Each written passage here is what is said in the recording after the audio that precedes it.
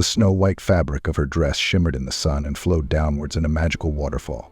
It was the most touching moment of Camilla's life to see her daughter in her wedding gown. "Oh my God, Natalie, you are so beautiful, my darling," came out of her mouth, and tears of joy rolled down her cheeks. There was no more strength to hold them back. The girl looked at her and smiled embarrassedly. What more could a mother want? To see the happy eyes of her child. Even though Camilla herself had been married at about the same age as her daughter, Natalie seemed like a child. In an instant, the last 20 years flew before her eyes. First, the joyful news of the desired pregnancy, and then in the delivery room, a young woman exhausted by long contractions was brought close to the newborn baby so that she could admire her beauty.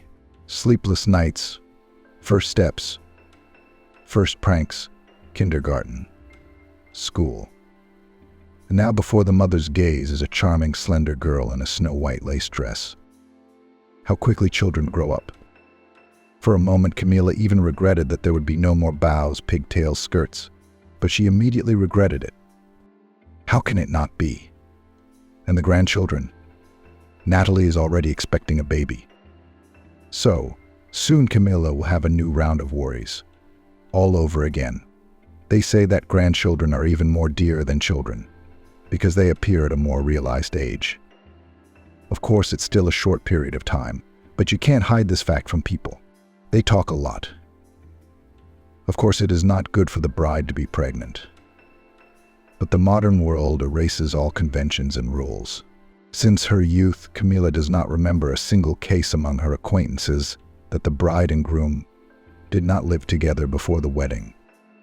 Let the right people judge others. They will sort it out upstairs without them.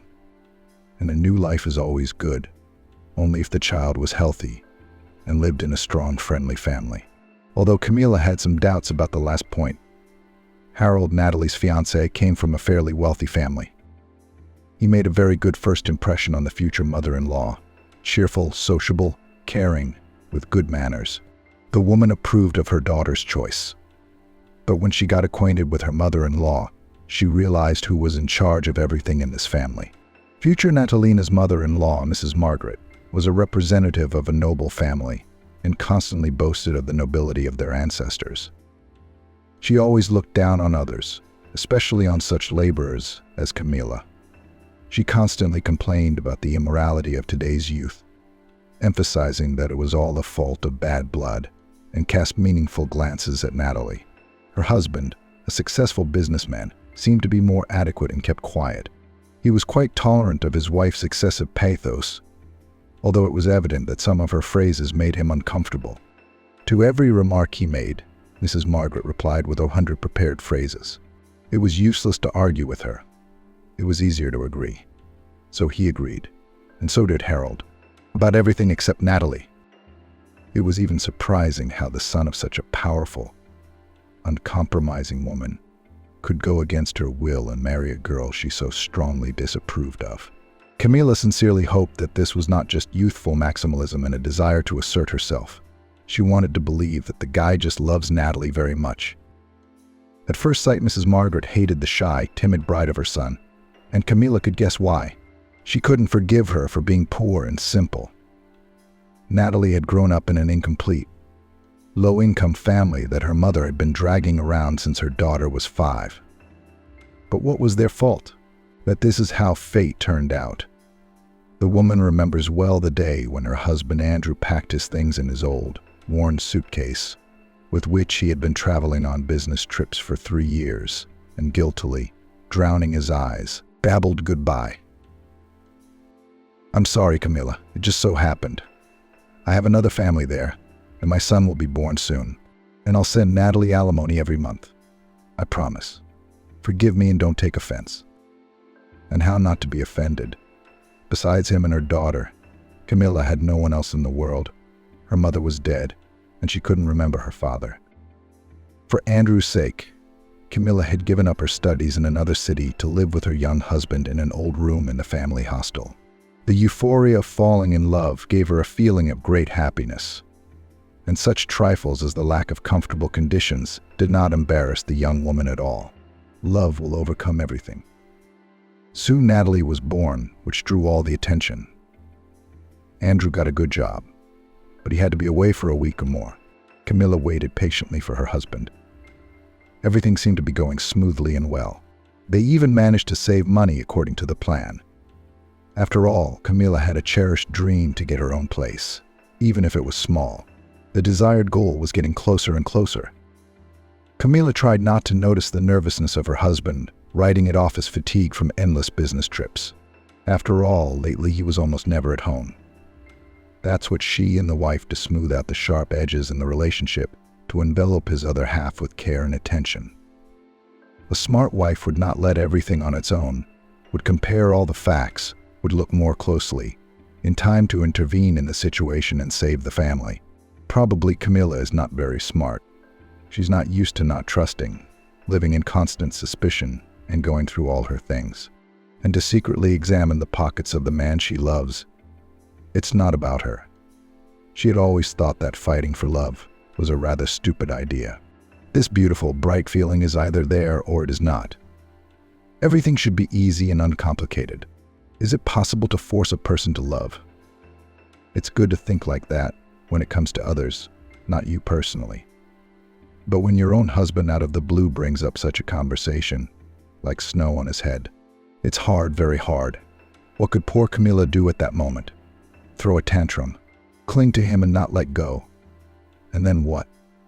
You can't tie him to the radiator. So she stood at the window, watching Andrew take her heart away with him. After realizing such an unbelievable betrayal from the beloved man on the young woman, with all its suffocating mass-felt depression, did not want to live at all. For several days she just lay in bed, tucked into a pillow. Complete apathy and indifference paralyzed all the muscles of the body. She didn't even have the strength to get up. Her thoughts became inarticulate and unwilling to line up. The spine categorically refused to hold the body in an upright position. There was a gaping emptiness in my soul. I didn't even want to open my eyes. The whole world went out overnight. Thanks to a kind-hearted neighbor who explained to little Natalie that her mother was ill and took her to stay with her 3 different aged fidgeters for a while. She also brought her friend to her senses when she saw that she had no intention of returning to reality. "Camilla, have you lost your mind or what?" she said loudly, unceremoniously pulling the blanket off the sufferer, because of some vile traitor to worry so much. "Well, he's gone and gone. You're still young and beautiful. There are enough men for your age. Stop suffering already. Your daughter asks you every day when Mom will get well. She wants to come to you. Or do you want to die here quietly, leave her an orphan? For her sake, get up and go on to new achievements." These cruel but fair words were surprisingly effective and achieved their purpose. Camilla pictured the unhappy face of the little girl, worried about her mother.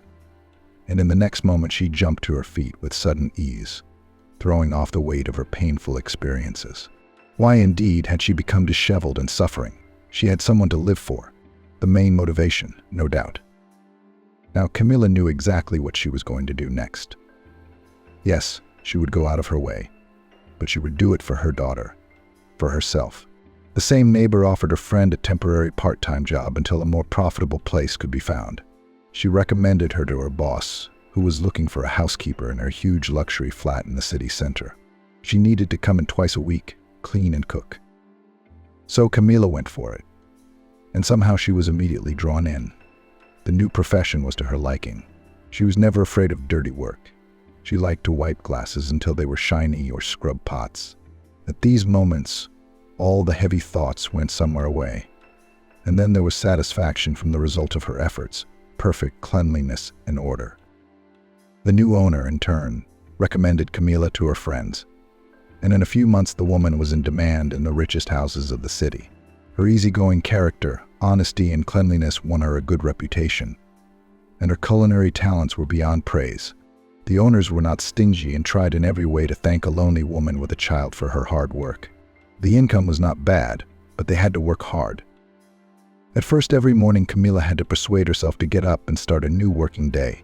But one gets used to everything, and Camilla got used to it.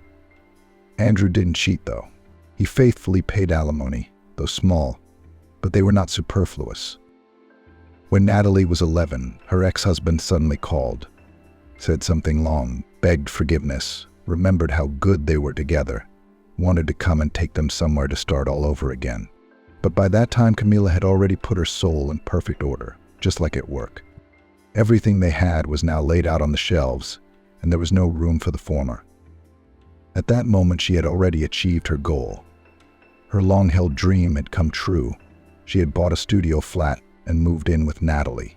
It wasn't great, of course, but it was her own. She had no other dream yet. Having received a sharp refusal from his ex-wife, Andrew disappeared again and never called again.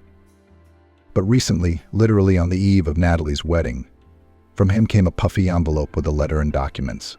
Its contents surprised the woman. "My dear Camila and Natalie, forgive me for everything I have done, and also forgive me for what I have not done. I wanted happiness for myself, but it turned out that I got nothing and made others suffer. If you have received this letter, it means that I am no longer alive. Fate has it so that now I'm dying all alone. But I'm not complaining. I'm humbly accepting it just punishment. Natalie, my daughter, I've always loved you. I always remembered you. But I don't know how to talk about it on the phone. And my conscience didn't allow me to come here. The pain of our separation tormented me for many years. I still see the picture of you looking at me with your amazing eyes and stretching out your little hands to Daddy.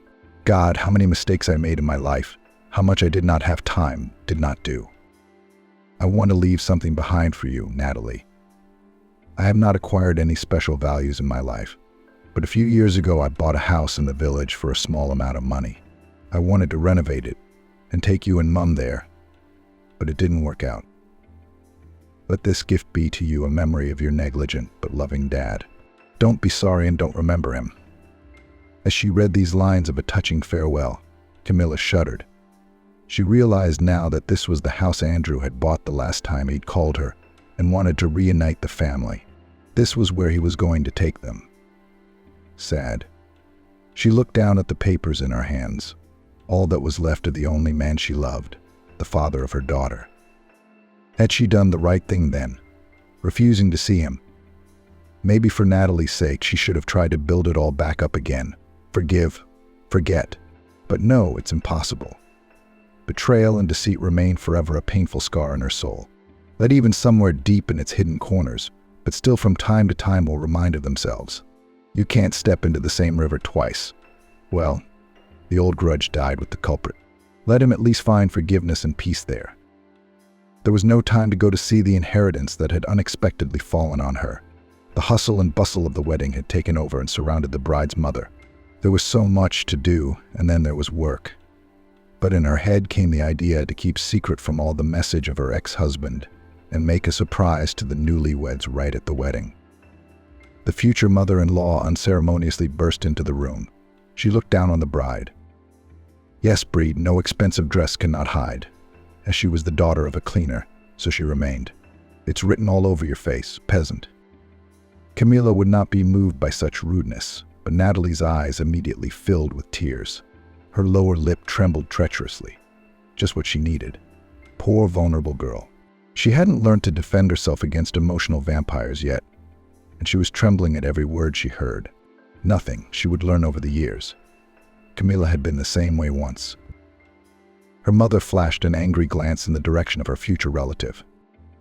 "Mrs. Margaret, did you want something or did you just come to gloat?" she asked sharply. "I wanted to," the woman said in a sarcastic tone. She had evidently made a firm resolution not to leave until she had brought her sister-in-law to tears. "I wanted my son to have an equal bride. Nobleman genes must remain pure." Camila suddenly remembered a phrase she had overheard by chance from Mr. Winston's disgruntled mutterings and immediately blurted out. "Your husband said you came from the village yourself. I was anxious to lay siege to this unpleasant, spiteful personage on such an important day for my daughter." The phrase really hurt Mrs. Margaret. Her face suddenly took on a red hue. "What do you mean from the village?" She resented it. "My parents lived on an old family estate. A mansion is not a hovel of some kind, like your redneck." With these words, she proudly thrust up her chin and left the room, slamming the door defiantly. But that was enough for the impressionable bride. Her mother rushed to her and hugged her affectionately, taking care not to crumple the lace on her dress. "Natalie, don't be upset. You'll get married and move away from them. You'll live separately." "Where to live?" almost cried the girl, trustingly pressed against her mother's warm cheek. "Harold has no place of his own, and until he graduates and gets a job, we can't even afford the rent." Camilla was well aware of Mrs. Margaret's conditions for the newlyweds, living in the same house with her and being under constant supervision. The more she got to know her future in-laws, the scarier she felt for Natalie. She could protect her daughter now and fight back against the arrogant woman. And when she wasn't around, Andrew's will was definitely the right thing to do. "But time will tell," Camilla said cryptically, stroking her daughter's hair. At the signing, Mrs. Margaret kept nervously rubbing and interrupting the registrar. She felt uneasy for some reason. Now that the unwanted wedding ceremony was a reality, inwardly she was shaking with indignation. How could it be that Harold had disobeyed her and that this gray mouse would soon be living in her house? Everything that was happening seemed to her a farce, and she could not wait until the festive part was over. Looking at her dignitaries, she was sure they thought the same and were frankly ashamed of Natalie. But Mrs. Margaret was worried in vain. The diminutive, dark-haired bride pleased the guests. The touching look of her huge eyes and her shy, sweet smile won everyone over without exception. "What a beautiful couple," they whispered. A country restaurant was booked for the evening, posh, but very expensive.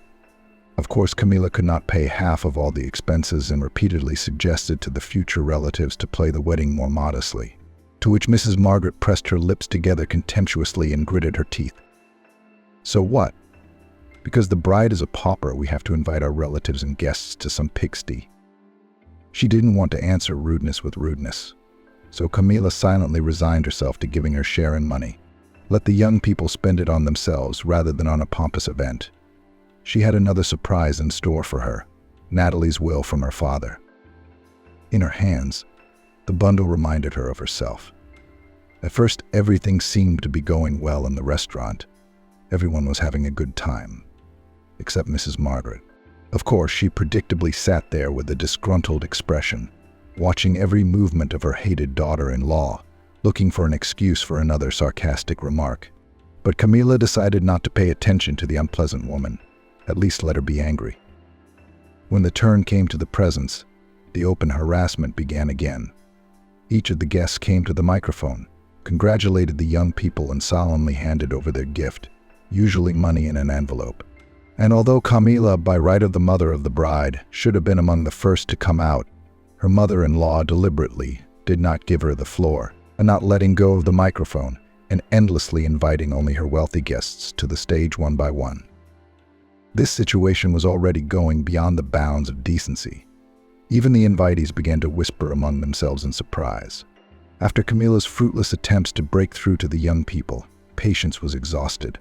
After listening to the next guest, she jumped up and practically snatched the microphone from Mrs. Margaret.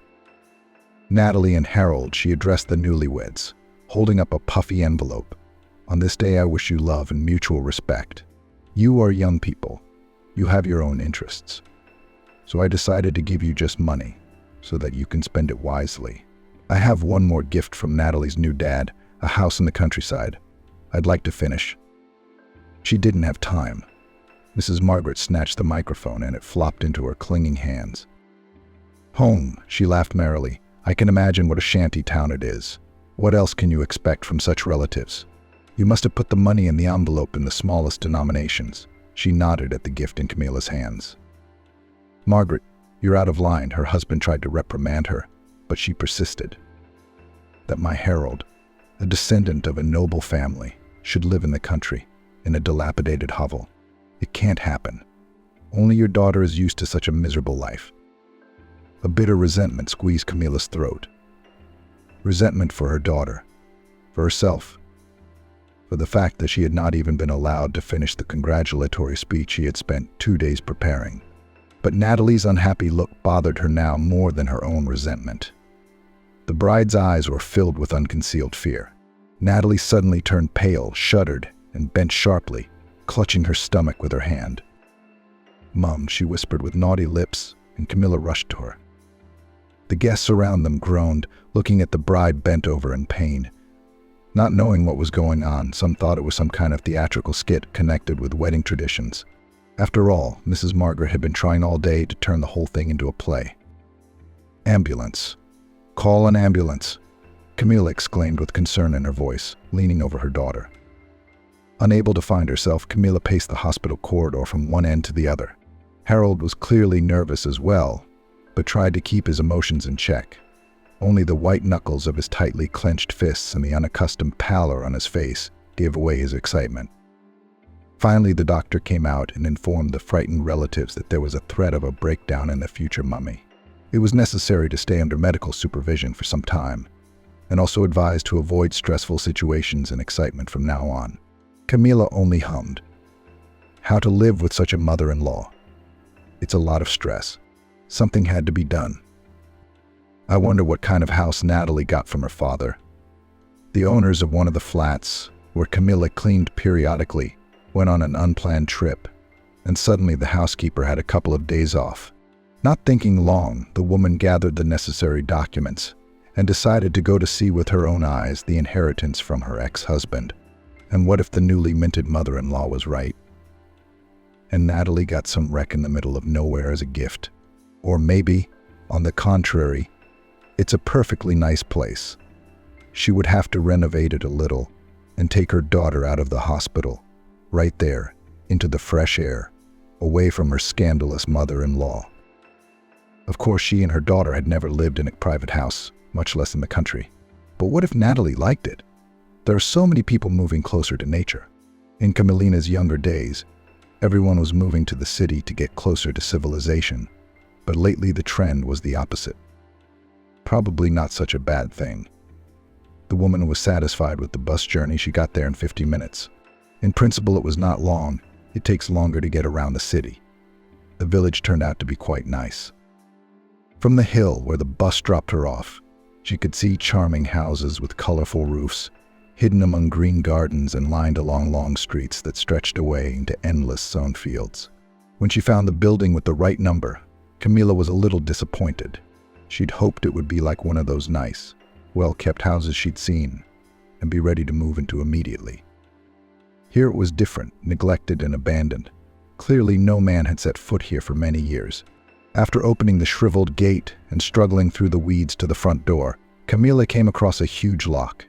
It was only then that she realized she would have trouble getting in. In desperation, she pounded her fist on the damned iron separating her from the interior space she was about to appreciate today. Quite unexpectedly, the padlock made a metallic clanking sound and fell to the porch, leaving only a lonely rusty wishbone dangling in the hinge. The door creaked open easily, and the nose smelled the dampness of the uninhabited room. Inside, things weren't so terrible. The ceiling wasn't leaking anywhere, and the floors were very good. There was almost no furniture in the rooms.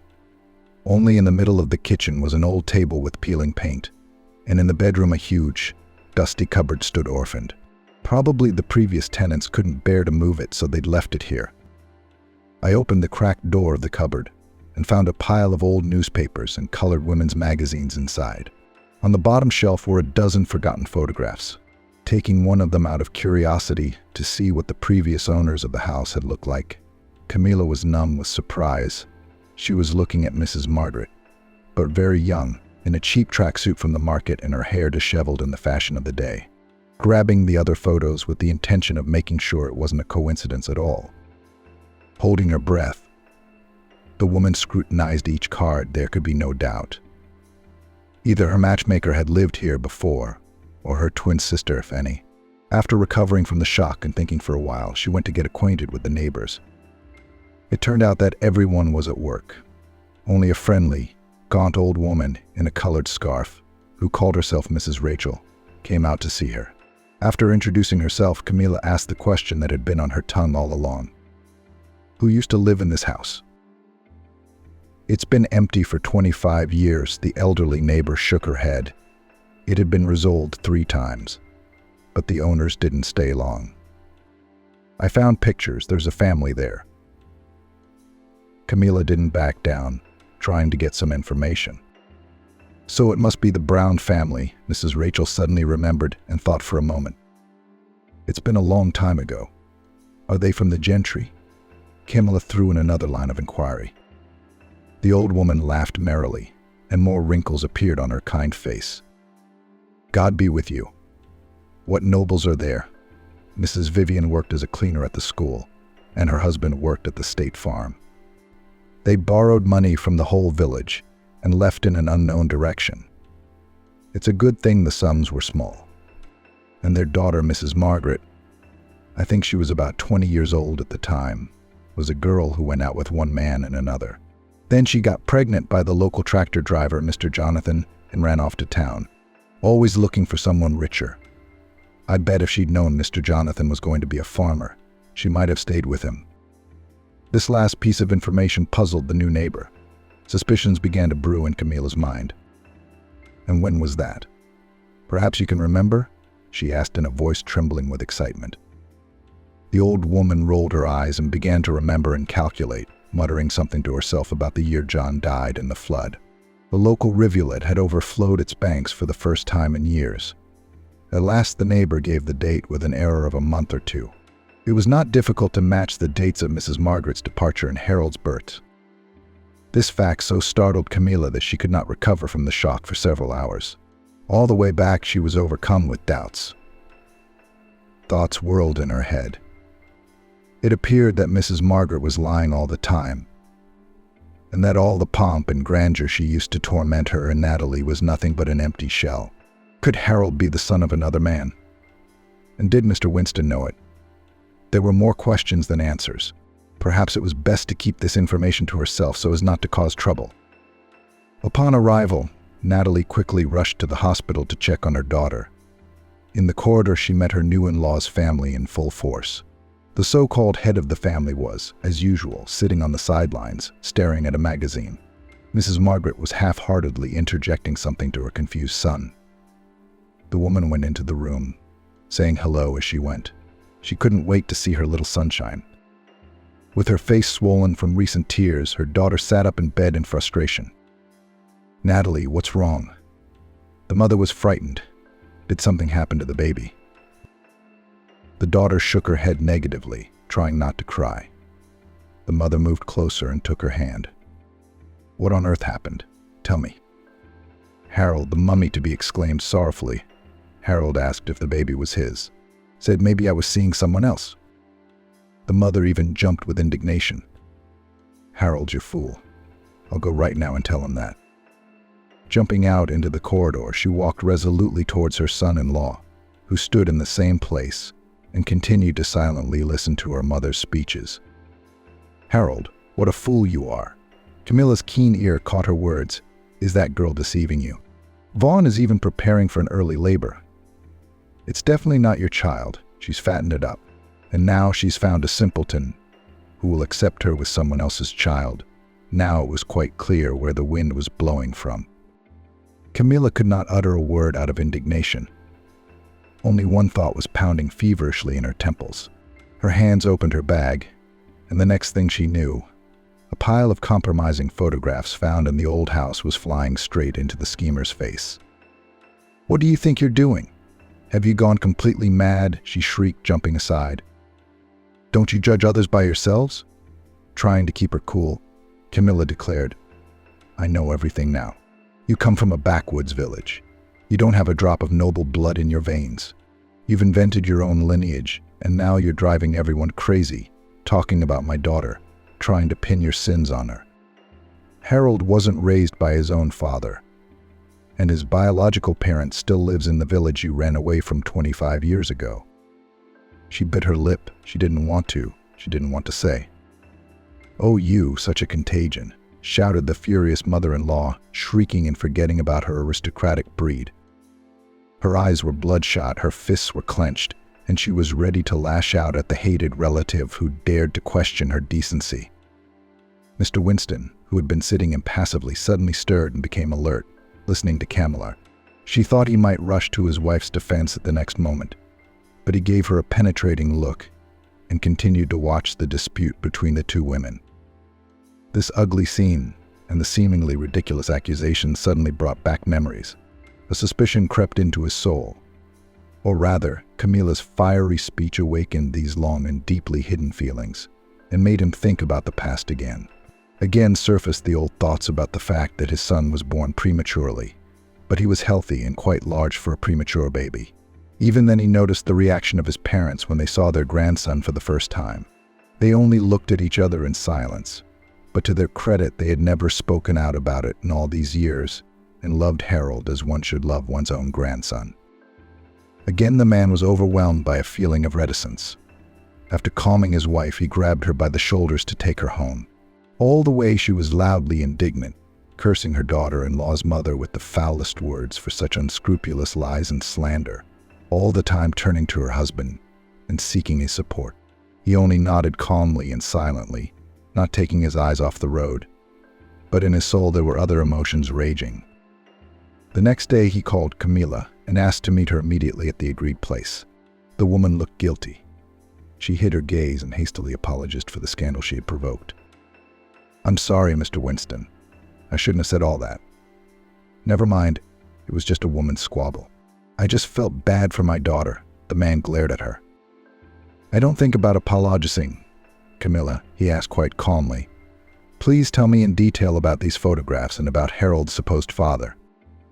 For a while, the woman tried to avoid answering, not wanting to give details lest she complicate the situation further. But what was said was said. The man was not going to back down and intended to find out the whole truth immediately.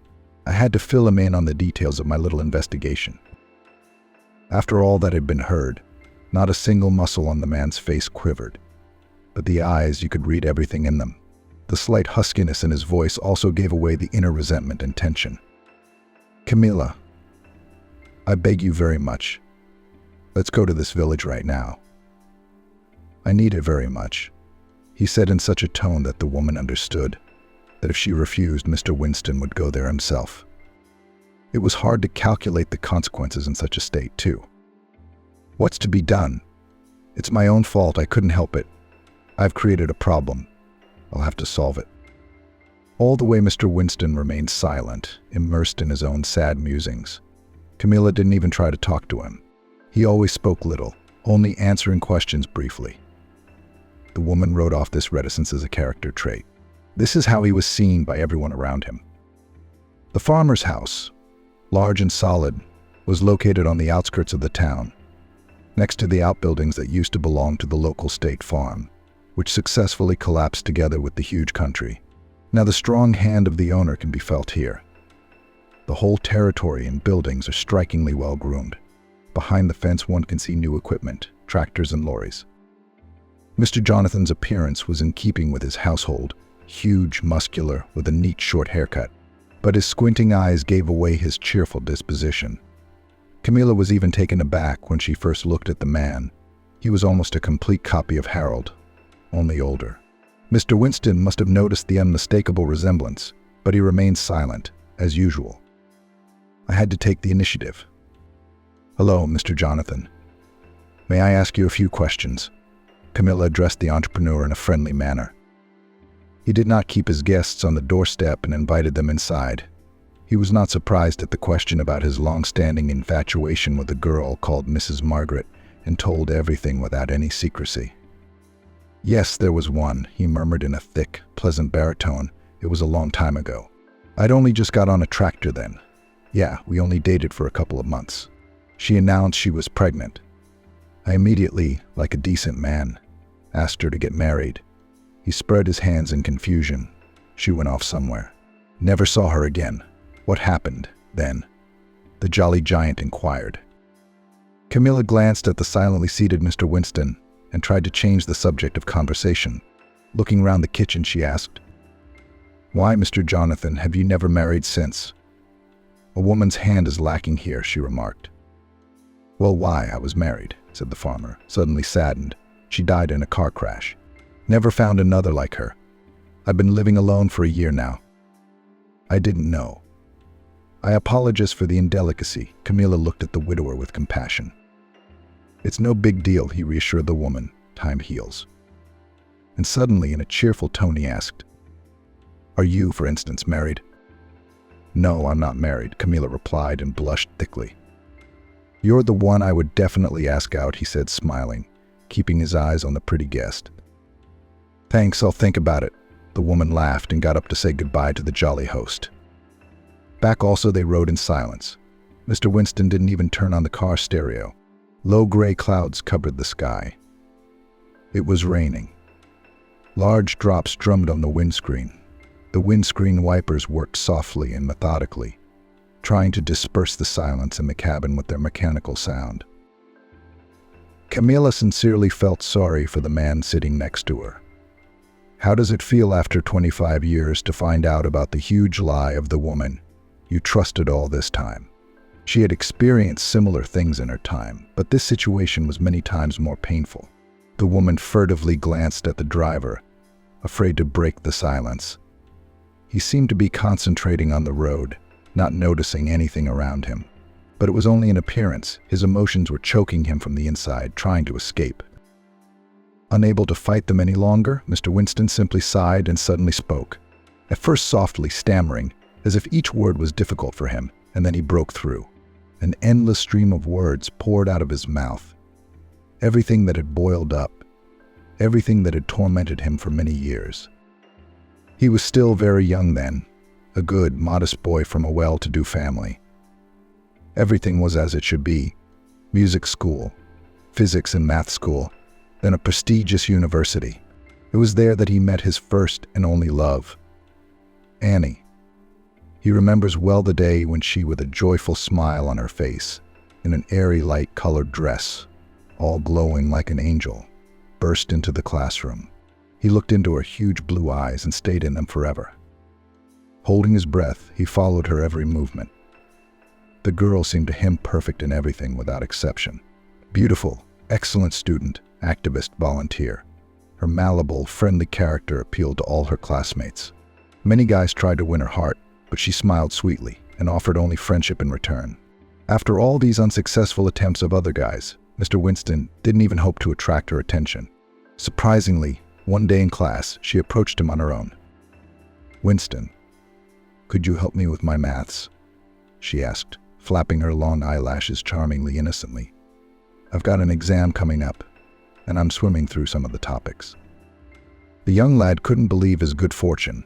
Now after class they were leaning over the same notebook, their heads almost touching, and Mr. Winston was excitedly telling her about integrals and derivatives. Secretly he inhaled the light scent of her perfume, and it was true bliss, the happiest and most intoxicating moments of his life. Several months passed, but the shy guy never dared to confess his feelings to Annie, never found a convenient occasion, and when they were both invited to a party in some club, Mr. Winston made up his mind. It was a sign. This evening he would tell his beloved Annie everything that he had in his heart, and there as it will be, so it will be. While the young people were having a good time, Mr. Winston wandered round the building, waiting for the object of his affection to arrive. But she did not arrive. At 11 o'clock, completely disappointed and despairing, the boy joined the company of students. They were already tipsy, and the party had moved to a new level. Neighboring tables were moved, new acquaintances were seated, and hot drinks were flowing. The last thing Mr. Winston remembered was a girl named Margaret offering a drink to the acquaintance. In the morning he woke up in the same bed as the same Mrs. Margaret. His head ached, his brain refused to think, and Mr. Winston did not immediately understand what had happened. The girl was trembling, sighing nervously and whispering that it was her first time. The bewildered boy did not know what to say to this. He couldn't remember last night at all. Leaving his home phone number and promising to call back, he ran off to class. It turned out that Annie had been admitted to the hospital that night with an attack of appendicitis. He rushed to the hospital and visited her every day until she was discharged. Once, plucking up courage, he even kissed the girl, and miraculously, she responded. Things seemed to be getting better, but the night off the booze had its consequences. A fortnight later, Mrs. Margaret found him. She was waiting for the guy on the steps of the university, and immediately, right on the doorstep, trembling and breaking voice announced that she was pregnant, and loudly burst into tears.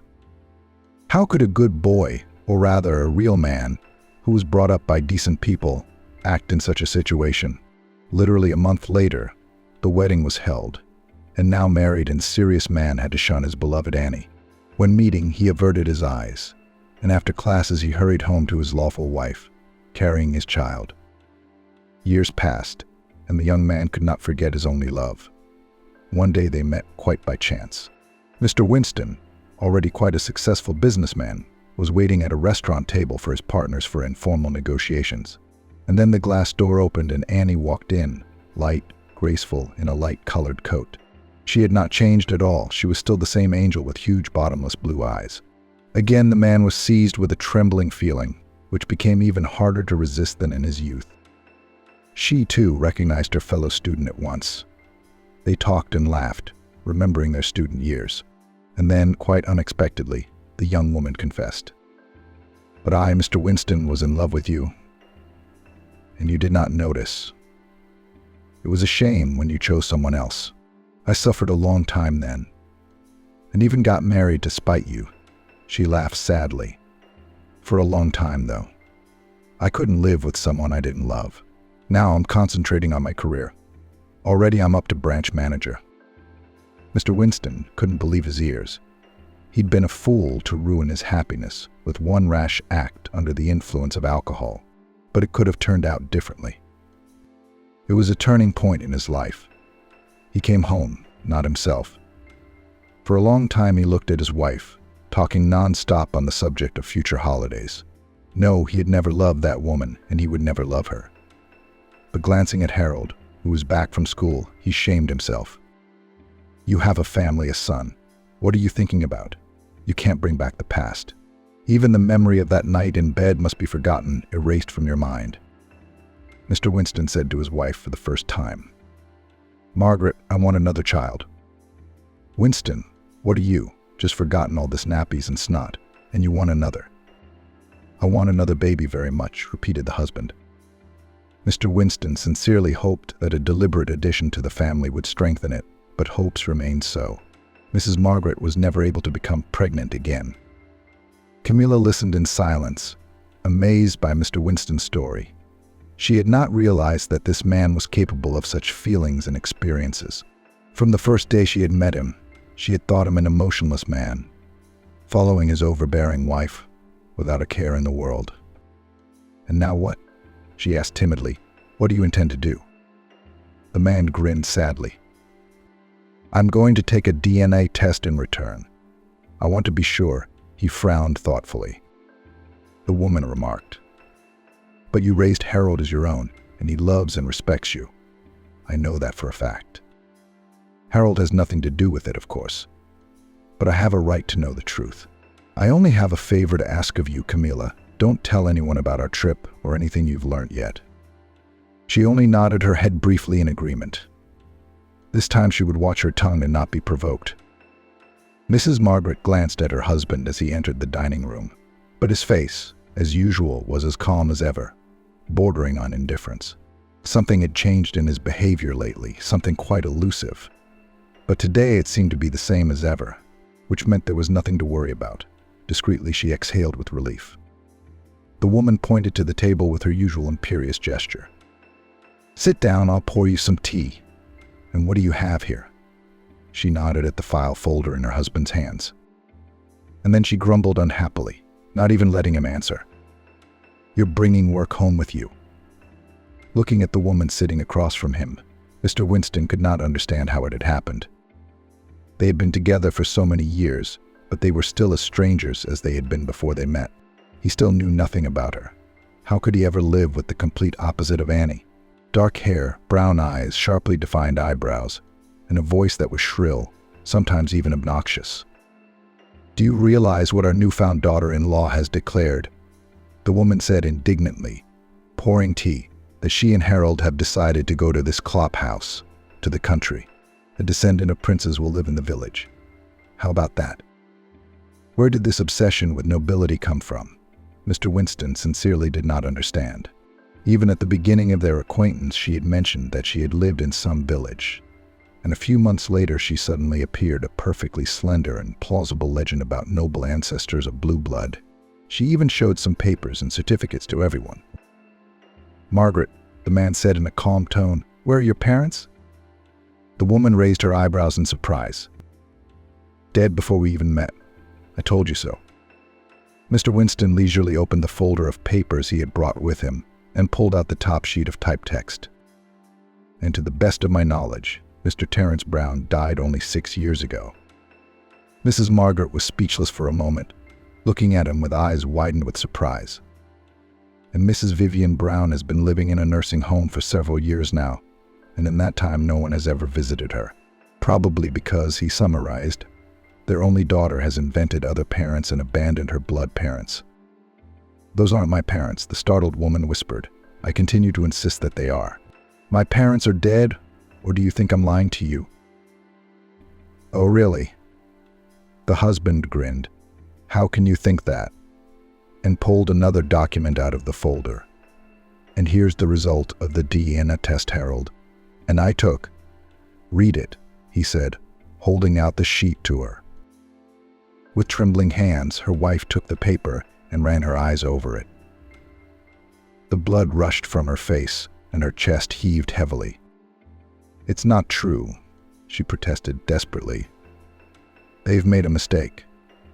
I've heard there are mistakes even in the lab." Mr. Winston pulled out his latest trump card in a leisurely, measured manner. "It was a medical discharge from the hospital. And here it says that Mrs. Margaret has had 3 abortions in the last 20 years. This argument finished her off completely and drove her virtually to hysterics. "Yes, yes, she has," she shouted in her husband's face, no longer at all shy of expression. "I didn't want any more children. I want to live for myself, not for others." Calmly waiting for his wife to vent her rage, Mr. Winston stood up and said in a perfectly even tone, "After all I have learnt these last few days, I have one thing to say to you. You can forgive a lie, but you can't forgive meanness. You and I are no longer united. I have already filed for divorce." With these words, he turned round and walked out. Rumors spread quickly, even too quickly. Everyone she knows turns away from Mrs. Margaret. Even girlfriends, who used to be able to listen for hours to stories about aristocratic roots, no longer answered the woman's calls. Not even Harold could not understand his own mother and moved out with his young wife. Left alone, the woman became even more angry at the world that had rejected her.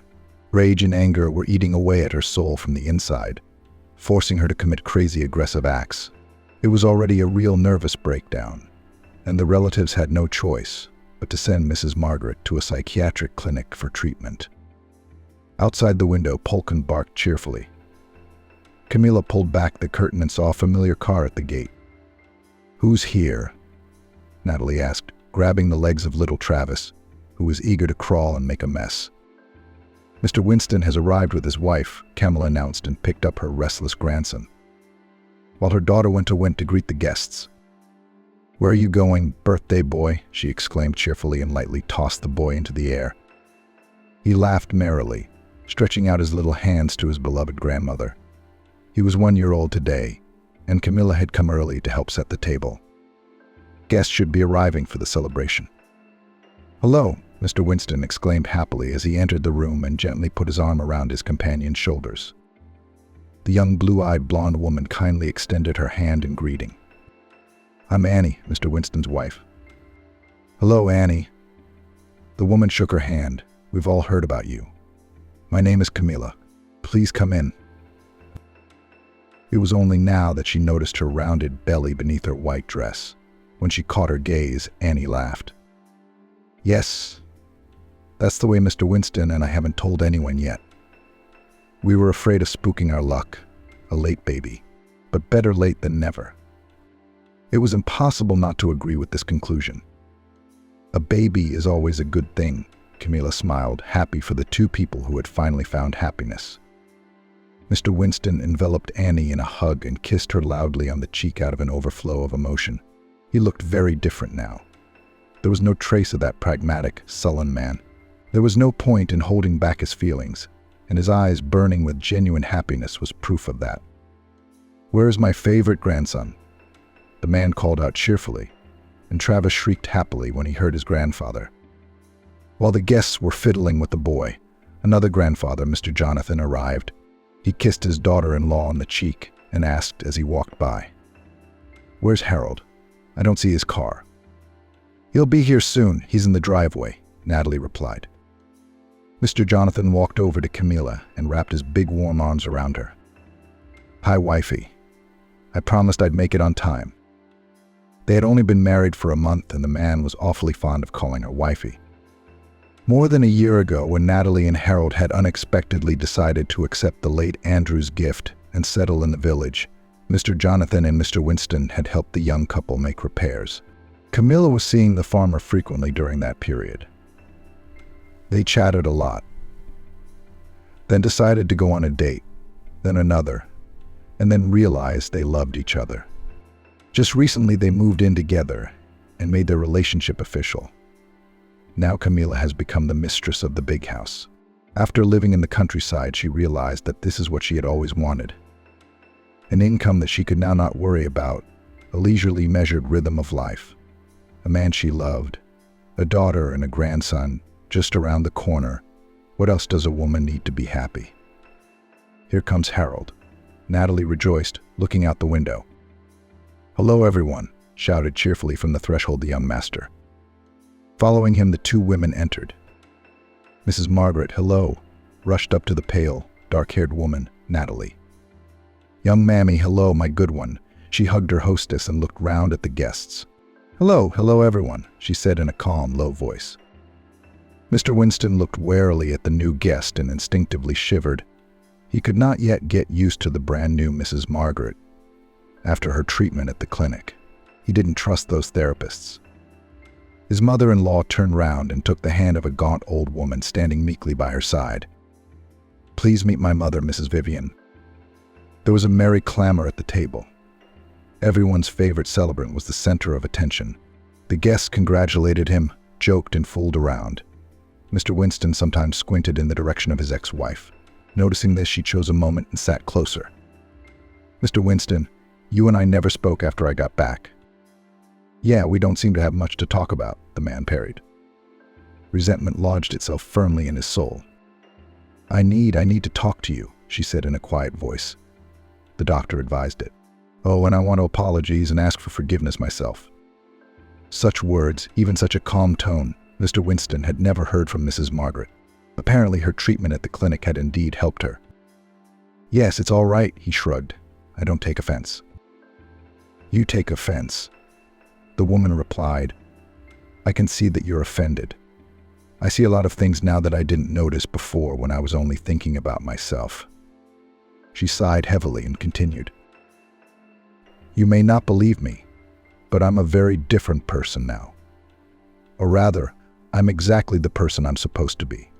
Yes, it was at the clinic that I realized that I was living someone else's life. I was making things up, deceiving, making something of myself.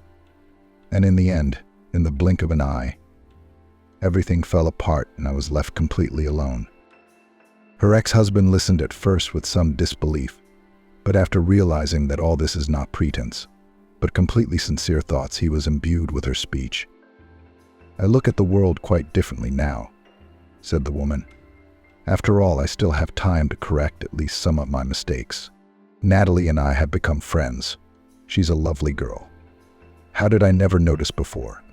I guess I got confused by my own deceptions and looked at others through that prism. I love Travis. He's a little miracle. Part of my son, part of me. His mother took him home from the nursing home. She forgave me. Thank her for that. All that's left is for you to beg for forgiveness." Looking at his ex-wife's tear-filled eyes, Mr. Winston suddenly realized that he no longer disliked this sincerely remorseful woman. He pitied her, and then this feeling was replaced by an entirely different one. For how much inner strength and courage one must have to admit one's mistakes, to understand and accept oneself, and to begin again. "I forgive you, Margaret, and I'm proud of you." Tears rolled down her pale cheeks in large drops. They were tears of gratitude. Mr. Winston covered her hand with his palm and smiled sincerely. "Everyone has a right to forgiveness if they are truly repentant. It is not for us to judge." The old man took in a refugee orphan, and when she went up to the study where he wouldn't let her in, when Mrs. Zendia, the neighbor, asked if Maggie could sleep alone that night. It was necessary to confess honestly that she could not. It was frightening to look at her grandmother's empty bed, and impossible not to. The silence was ringing. The surrounding silence was cutting to the ears. Who came up with this omen of stopping the clock in a house when a person dies in it? Grandmother loved her antique clock very much. Its quiet rustle, its soft sound. When Grandma brought little Maggie here, that clock had been here for a long time. Maggie had cried. The first night, Grandma sat on her bed and began to quietly comfort her. You see, you and I are going to live well together, like girlfriends. I've chosen the coziest corner for your bed. Doesn't the clock bother you? Do you hear it? Maggie, Maggie, Maggie. Maggie quietly nudged the pendulum and cried silently. It couldn't be that Grandma was gone. When she had been told as a 6-year-old that Mommy and Daddy were dead, she hadn't believed it for a very long time. Somewhere they must be now, which means that someday they will come. That's why she flatly refused to leave their common home. She doesn't even remember why she agreed. I guess her grandmother managed to persuade her. Some miraculous way she knew how. At first, Maggie was terribly afraid that she would be taken away by some of the strangers who had appeared in the house after Mom and Dad disappeared. There wasn't a single evil person among them. It was just that they were all complete strangers. She was afraid to even cry in front of them, let alone answer questions. When they asked her something, she didn't just keep silent, but turned away just in case. That way they would get away from her faster, stop noticing her. One day some aunt pestered her. She said she had to go to daycare tomorrow. Maggie turned away and stared at the front door, pretending not to hear anything. Instead of Maggie, the aunt answered with some meaningless nonsense. Her neighbor Mrs. Lee with the purple curly hair. I can honestly tell you that I'm not surprised. She's a very spoiled girl from Brooklyn. No one's been seriously involved in her upbringing. And just at that moment, the front door, at which Maggie was looking, opened and a short, thin woman in blue jeans and white sneakers with blue flowers quietly entered, who heard everything, because she immediately answered something incomprehensible, though no one had time to ask her. Come on, you are such a close friend to the family to judge about it, and even more confidently express your opinion out loud. Mrs. Lee with the purple hair was loudly indignant. And I'm Maggie's grandmother, her father's mother. I haven't seen you around here, the woman replied. Grandma. Maggie shouted and rushed toward the stranger before she had time to think, just to escape immediately. Well, hello, Maggie. She heard a voice above her, and warm hands stroked her hair. That's right, it's her daddy's mom. She has the same kind and light hands. Daddy had said so often that Maggie had the kindest and most beautiful grandmother that Maggie couldn't wait to see her. She had long been promised to be taken far away to another town to visit her grandmother. And now Grandma had come herself and was just as Papa had described. Daddy never lied. After meeting Grandma, Maggie immediately stopped being afraid of all the terrible fears. It turned out that she and Grandma had no one but each other. Maggie was glad when she learned that it would be just the two of them. It's so good that it's just you and me, Grandma, with no strangers, the girl said. Grandpa would have loved you a lot too. You can be sure of that, Grandma smiled. She wasn't very happy that it was just the two of them with Maggie. There were many pictures of Grandpa in the house, but all in albums and only one on the wall. It showed a young dark-haired man, cheerful and strong, sitting in a boat, and on his lap he held a little boy, a little older than Maggie. The boy was very serious, frowning and gripping the oars tightly. Maggie recognized immediately that this boy was her daddy. They had pictures of him as a child at home, too. Grandma said here they were fishing on the Potomac River. It had been some very fishy summers, and they had had a terrific vacation. And in the early fall, 2 days after returning from vacation, Grandpa was killed in the line of duty. Little Maggie was afraid to ask what those duties were. And Grandma didn't explain the further family story, sad, but also beautiful in some ways. That story the grandmother revealed to the growing Maggie later. Matthew, the girl's father, grew up and left to study in Boston. To his mother's delight and relief, he had absolutely no desire to follow in his father's footsteps. Not drawn to any dangerous service, he simply enrolled as a project engineer. Thoughtful and focused, Matthew was very suited to this specialty. Everyone around him thought so too. No one expected any adventures from the guy. But he did. He fell in love with a girl from a wealthy family. And he didn't just fall in love for a while, he really fell in love. He was like that about everything. And so was the girl Bella. Her mother and stepfather were sure that sooner or later she would marry the son of a family friend, Eugene, with whom the stepfather had a business partnership.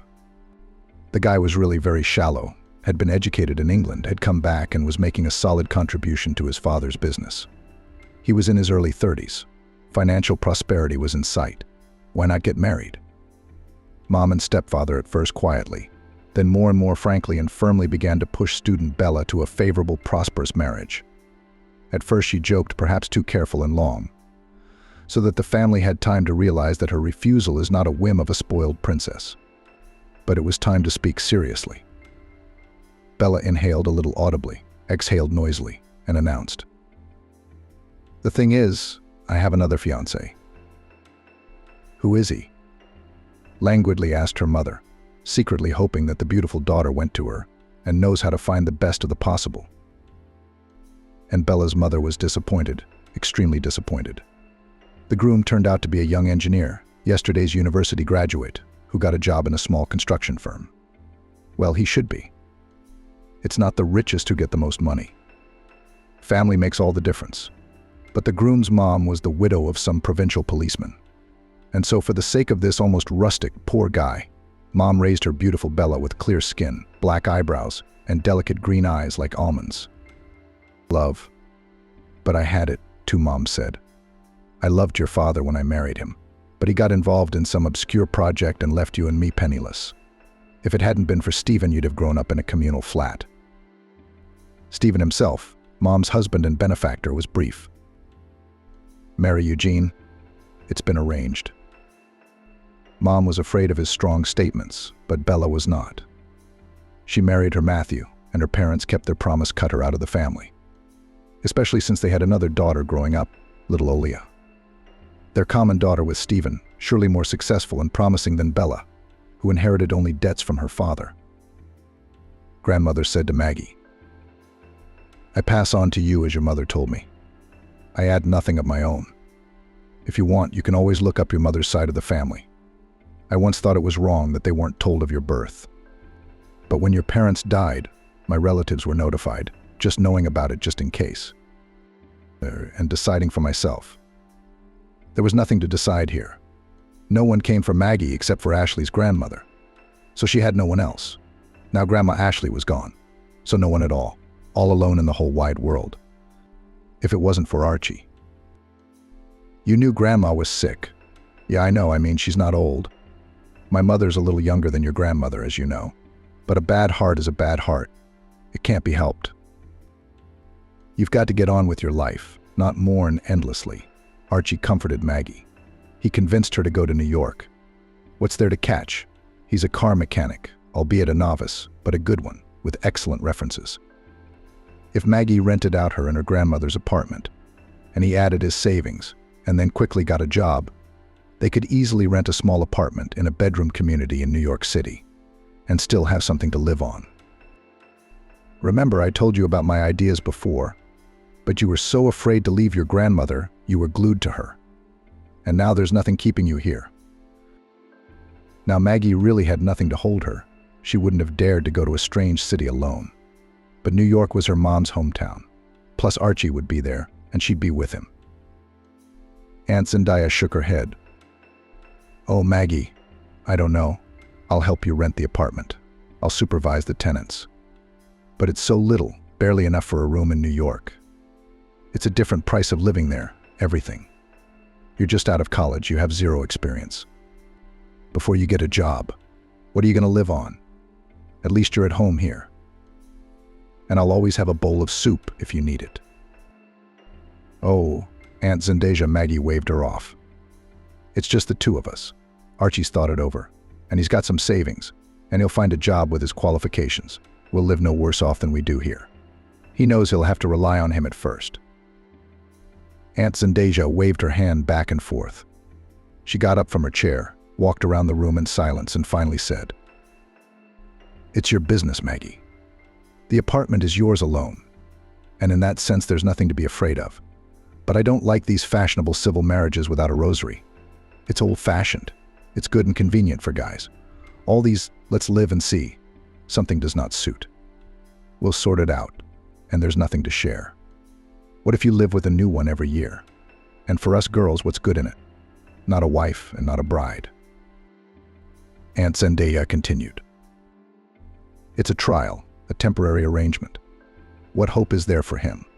It would be fine if he himself settled in the city, created a base, as they call it, and then pulled you with him. But no, he decided to stick to his grandmother's apartment, to make his life easier. And maybe you had a nice place of your own. Anyway, we're all our own people. The tactless mention of Grandma could have been taken offense to, but Maggie took no offense. Grandma Ashley would have understood, she said with conviction. Of course, she understood a lot more about relationships than the other adults.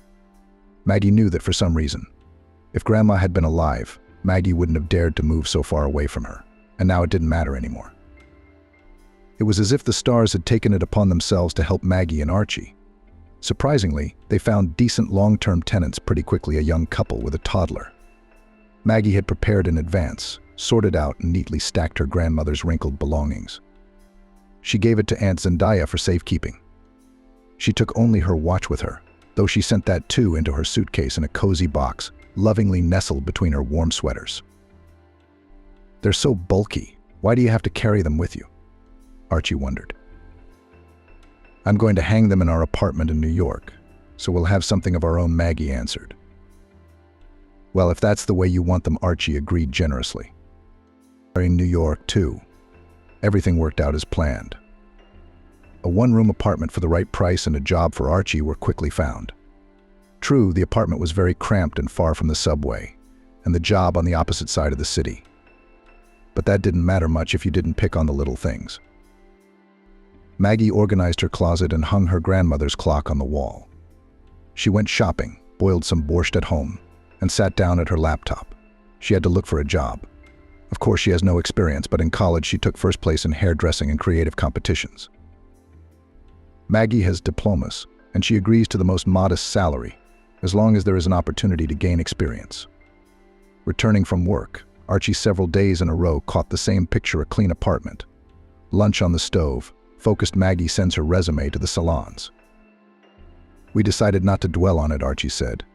You'd think I couldn't provide for you on my own. I blame you and drive you to work. But it's not like that at all. As far as I'm concerned, you don't have to work at all. Not while we're renting at this price, anyway. And if they raise the price, you can raise the price for your tenants. I can't do that, Maggie sighed honestly. I told you how hard it was to rent my grandmother's and my grandmother's apartment. The only thing that made me feel better was that Eugene and Natasha were really nice guys. And their son Timmy is a wonderful, healthy baby who loves to smile and sing his long songs in his crib. I couldn't let anyone worse live in our apartment. And I can't raise the price on these people. You're my favorite little fool, Archie grinned patronizingly, hugging her. Okay, I'll take care of the problems myself, but I need you not to be busy and tired, but to wait for me at home with dinner. I'm really so tired in this car service that if you also come tired from some beauty salon, then on only bought dumplings I will not last long. I'm not quite settled here yet. I'm going to have to step it up a notch if I'm going to get anywhere. Why don't you stay home for a while? We thought it'd be easier and better that way. You've done such a good job organizing it like it's our own apartment. And you can walk around the city until midnight so you don't get bored while I'm at work. Other girls wish their boyfriend would support them. And you like the workday, the job, the whimsy? Maggie was embarrassed. Indeed, she'd earn a pittance and deprive her Archie of a fresh lunch and dinner every day. If they don't squander the money, they can get by. It's not like she's going to go to the theaters and concerts. That's fine. They'll get along just fine without her earnings. Summer came, and Archie's assurance that she had nothing to work for now came in very handy. Although it was a cool, windy summer with frequent rain, it was still a beautiful summer. The city no longer seemed unprincipled and gray to Maggie when there was thick shade, fresh green in the parks. And the river didn't look so stark anymore. One day Maggie went into the Museum of Natural History and didn't notice herself spending 3 hours there. At dinner, she told Archie about it. Let's go together again this weekend. I didn't have time to look at and memorize everything, and then we'll go somewhere else. Why did we come here if we can't see anything? We came here to earn, not to spend, Archie explained condescendingly. I can see it all later, if I want to. Archie was working hard and saving money for some important plans, which he promised to tell me about later.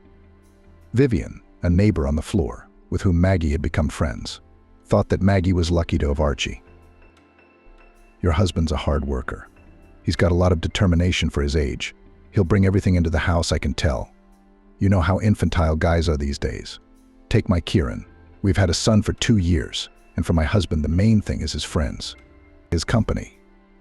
They always have to rush to help at the first call, no matter what his wife has other plans. She is not bored with the child.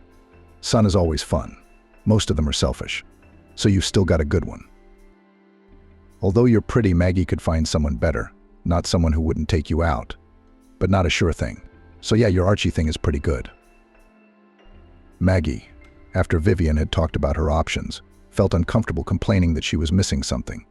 She had a very different idea of their life in the big city. She felt like they'd been together for 100 years. And Archie no longer loved her the way he used to.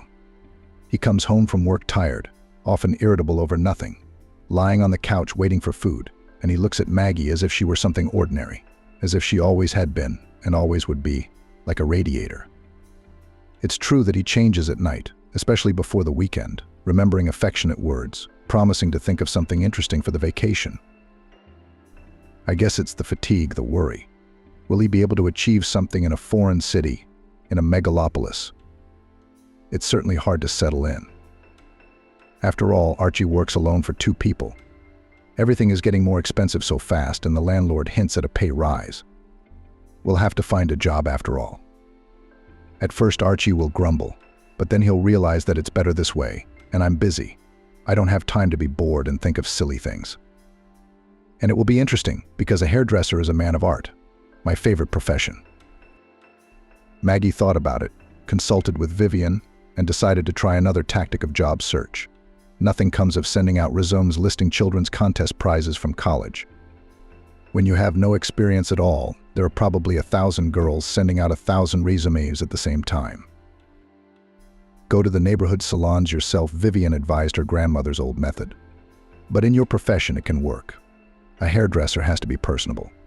When I first saw you, I thought lucky for us that the neighbor's such a nice girl rented an apartment. So walk around, smile and socialize. Maggie thought it might help. In the expensive luxury salon from the street, of course, will not take, but in a simple barbershop, as they have in their town at the bathhouse, quite possible. And Maggie, having hardly waited for Archie to leave for work, set off in search of happiness. There were plenty of salons and establishments with a modest barbershop sign nearby. 4 salons didn't show the slightest interest in her, but at a tiny, modest, semi-basement salon with the glamorous name Orchid, the bored brunette perked up after a brief conversation with Maggie. Oh, I need a replacement immediately. My assistant is not a bad girl, but she has a tumultuous personal life and is unreliable. It's not about her at all. She has to be replaced all the time. The boss doesn't care which one of us works, as long as it's not at a loss. I'm really sick of this unpredictability, and it's useless to talk. I can see you're different. If I put a question to the owner, either me or Olia, he will ask her, because he knows very well who is worth what here. He doesn't pay much, so he doesn't have the nerve to count on a supermaster. It's just convenient that I live 1 floor up. I'd have looked for something better a long time ago. But it's convenient for picking up my daughter from school. It's a local neighborhood. Same grandmothers and aunts for years. The demands aren't too fancy. I'm sure you've been practicing on the same neighbors back home. Yeah, well, nothing unexpected. Leave me your phone number. I'll call you when I need to fill in. My name is Rita. I promise to get you ready. Maggie liked the confident Rose, but for some reason the air in the semi-basement Orchid seemed musty, sickly sweet, dizzy and nauseous. She politely said goodbye and hurried outside, where she barely made it to the corner of the house before vomiting into the grass. Maggie felt a little better, but suddenly she felt a strange weakness, as if all her strength had gone at once. She was even a little frightened and decided not to go home, but first to Vivian. Via V, I think I might get a job, but it's a long shot, she said from the doorway. Are you so pale? Vivian marveled at the look on her face. Maggie sighed and told her what had happened to her. Vivian shook her head thoughtfully. I don't want to scare you. It's better to test right away and eliminate the assumption. I have a pregnancy test lying around in my medicine cabinet. What kind of test? Maggie didn't understand. Are you 100% sure you can't be pregnant? Then I'm jealous. Vivian waved her hands. Do you think we're from the middle of nowhere? Of course we're using protection. Archie himself. Maggie smiled, not used to discussing such things. Yeah, I believe every word you say, Vivian nodded. When people say to me, how handsome Greg is, I say, what do you want? It's electronically verified. We were planning for later, like 5 years from now. But he had his own way. You found it, take a test and don't think about horrors in advance. Maybe there's nothing. Or maybe there is, but it'll be fine. Maggie hadn't thought to ask Vivian how best to break the news to Archie. Hints were silly, it should be direct, but at the right moment, not from the doorstep, but when Archie had eaten dinner and rested a little. She waited until nightfall. And when the lights went out, she whispered in a half-whisper. Archie, I'm pregnant. I'm sure you are. The smells in the barbershop made me sick. Vivian gave me a test and it showed 2 stripes. Oh, really? You're not kidding me. Archie stretched out lovingly. You know I don't get such stupid jokes. I'm serious. Vivian told me that they also had a baby despite the measures. It's not uncommon. I will try to edit the text, keeping its basic content and style, replacing names and cities with American ones, dividing it into paragraphs, emphasizing dialogues and eliminating phraseology. No method could be completely trusted. Maggie didn't know what to say next. She fell silent, and silence hung. Only the ticking of the clock on the wall. Why was Archie silent too? He's gathering his thoughts. Now he's going to put his arm around her, say, don't worry, we'll get through this. I don't see the problem. I'll take care of it. It must have been half an hour before Maggie decided to speak again. Archie, it scares me when you don't talk like that. Maggie, I don't mean to say it's your fault alone. So you go to the doctor tomorrow and find out how much it'll cost to get it stopped quickly. And I'll give you whatever you need from my savings. It was as if she'd heard a completely alien voice. Maggie reached out a shivering, frozen hand, fumbled for the lamp switch, and turned on the light, as if she wanted to make sure it was her Archie. It was him. And he shielded himself from the light with his hand. Well, what have you done to me now? Well, you're not hysterical. Are you going to tell me you want a baby? That doesn't make any sense. Why would we want one, especially now? Maggie tried to catch his gaze, but he shivered with his palm and curved his mouth in displeasure. Her ability to speak suddenly returned to her. I didn't want anyone, because I just didn't think about it. I can't abort. If I already have a child, I'll love it. My grandmother told me my father was happy when he found out I was coming. Although he and my mom had nothing at that time, he just loved her very much. So he loved their child right away. That is me. Of course, your dad's a noble knight, and I'm a scoundrel. Did you ever think that he hoped to make peace with his rich wife's family by having a child? No. And that's life, baby. Maggie silently slipped into her flip-flops, went into the kitchen and cried with her head on the table. Whether her daddy was counting on something or not, he still wouldn't be able to clean it up quickly, so to speak. Maggie knows for a fact that daddy couldn't have done that. She carried a small photograph behind her passport cover. There, Matthew and Nellie are squatting, holding the handles on either side of a tiny little girl in a crimson jumpsuit who has just learned to walk. Daddy, Mommy. I don't have anyone else to support me, Maggie whispered. Stop whimpering, she heard a good-natured voice above her. Go to bed. Tomorrow, if you're afraid, they'll take you to the doctor. Well, I'm sorry about that. Soon you won't even remember it. I'm not getting rid of the baby. Of course you're in favor of creating poverty. I could have guessed that when you were picking up stray cats with kittens. But I'm not a stray. Maggie interrupted him quietly. Look, why don't you get some sleep, calm down, and then we'll talk sensibly in the morning. I'm tired as a dog at work, and there's drama at home. I'm going to go sleep somewhere. If you want to talk without drama, call me. Maggie watched Archie silently as he folded his things without looking at her and threw his underwear and clothes into his gym bag. Don't worry, he'll play free wolf, cool down, and come back. He'll apologize. The main thing is to keep your tail pistol and everything with him. And first pretend to be mortally offended and convinced that perfectly well do without him, exhorted and admonished Maggie Vivian. I don't have to pretend I'll get along just fine without him, if not fine. You'll have to get along awfully well, Maggie assured her grimly. Why are you so downhearted? Vivian continued to comfort her, not very confidently. Maggie interrupted her. I'm sorry, friend, you're the best. But don't do this. He doesn't need me. I saw it last night. I don't know why I didn't see it before. Not when I was handy, when he needed me. Aunt Zendasia was right. If I didn't have the money from selling my grandmother's apartment, he wouldn't have brought me here with him. He'd have left alone, promised to come back for me, and disappeared. Archie was gone. Maggie couldn't take it anymore and burst into tears, crying and angry at herself for not being able to hold back her tears. It was as if Vivian had read her mind. That's right. Don't be shy with me, Cry. How much do you need? You'll calm down quicker that way. I know what I'm talking about. We fools believe we're loved, that they'll take care of us. Sometimes we're lucky not to be wrong, but often we're not. Archie never came back.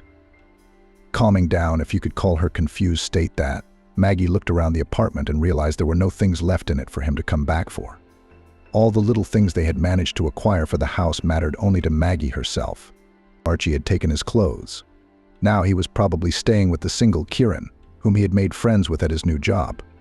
He so enjoyed the coziness and the dinners Maggie cooked from his grandmother's recipes with imagination.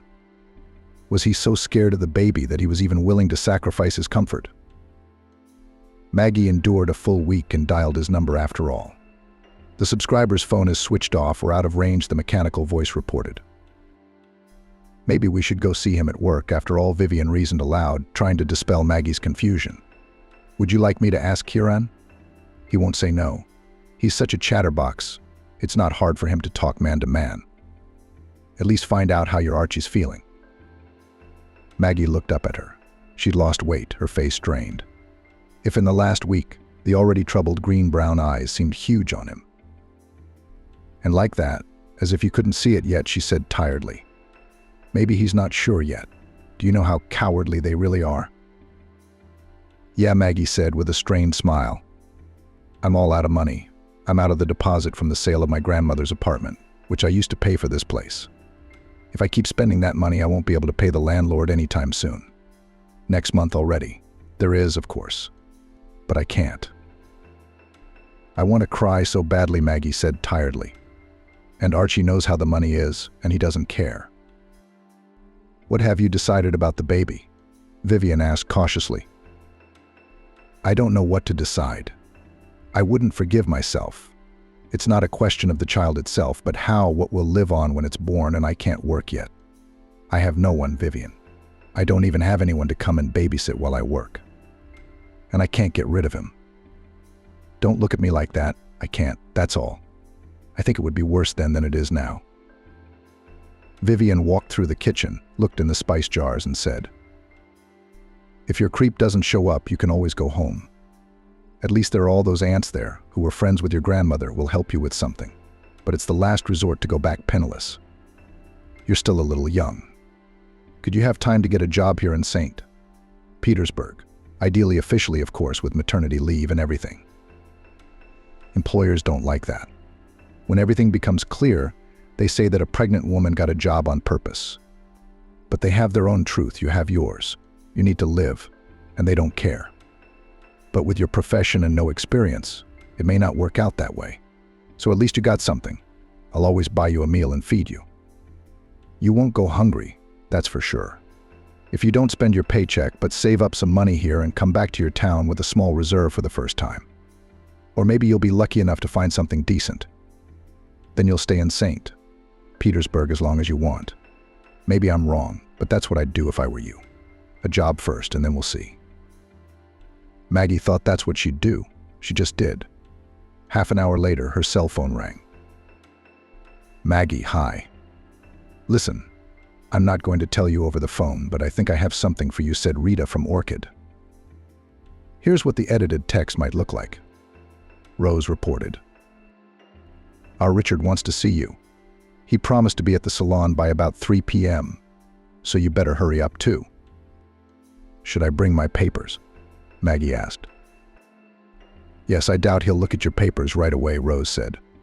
Well, take your passport just in case, and don't pretend to be a foreigner, like a Czech. It's not like I have any idea what he's going to get in his head from our unpredictable boss. Unpredictable. That's not very reassuring, Maggie thought. But there was no choice. Good thing she looked good that day. Maggie washed her hair, did her makeup thoroughly, dressed in one of her newest casual dresses, and even wore heeled sandals, even though she usually wore more comfortable shoes. By 3 o'clock, she was at the salon. The director had to wait another half hour. Maggie was having coffee with Rose and one of the clients from the next door, a bright, fresh-faced, red-haired, cheerful lady. The bosses aren't late, the bosses are late, girls, she announced, making funny grimaces. She entertained Maggie and Rose with amusing stories. It wasn't boring at all. But when the principal did arrive, the cheerful client quickly said goodbye and left. Margaret, instead of gossiping, would have cleaned the place up for once. I'm not talking about superficial cleaning. I'm talking about real cleanliness. I can't believe you don't have time. I can tell from the receipts that I have time, he said instead of greeting, without anger, with lazy irritation. Richard was a thick, stocky, middle-aged man in a brightly colored Hawaiian shirt that was a little tight around the stomach. Richard, have a cheerful outlook on life. Is something wrong? Just yesterday I was your smarty pants girl, Rose said with a smile. Is this the girl you were telling me about? He changed the subject. Yes, that's Maggie, a certified hairdresser with diplomas, certificates. Let's give it a shot. This girl really needs a job. She's just dying for a job. She's serious, she won't ask for time off. Right, Maggie? Yes, Maggie confirmed, trying to be convincing. Here's what the edited text might look like. Hello, please take me on probation, Richard said. Maggie's girlfriend brown-eyed. I'm blonde, he hummed, giving Maggie a friendly, quick glance. But the thing is, I don't need another hairdresser. I'd also try to get an experienced one and see if she's any better than these. I'm not messing with you. Why did you ask me to come? Maggie asked, confused. Rose was very complimentary about you. I wanted to see if you'd be a good fit. I have a restaurant besides this place. I need another waitress now, a pretty and smart one. Is it urgent? I mean, people are hiring, Maggie said. I don't have much time, and I don't really want to waste time. If it suits you, you'll make money. The tips are pretty good over the summer, as far as I know. We'll see in the fall. I'll tell you right away, I won't make it official. It's not profitable for me. I have a lot of such establishments. In the fall, there will be fewer tourists. Maybe we'll have to fire half of them. It's a seasonal job, as usual. I'm on my way there right now. I can take you with me. See if you like it. Then we can talk about shift pay. Yeah, thanks for the offer. Sure, I'll go, Maggie agreed right away. What's the point of acting out in a situation like this? How long would she look for a job in her specialty before her position really became apparent? Would she ever find one? She could end up with nothing. At least there's a chance. Rose nodded at her behind Richard's back and waved her hand affirmatively. It's the right thing to do. And before Maggie knew it, she was already working in Violet for the 4th week. Yes, that was the name Richard and his partner Pete had. The restaurant was in the same semi-basement as the Orchid, only larger. There was 1 cook and an assistant and 2 waitresses per shift. One of the girls had recently graduated from university and decided to change the job she'd held on to while she was a student. Maggie was hired in her place.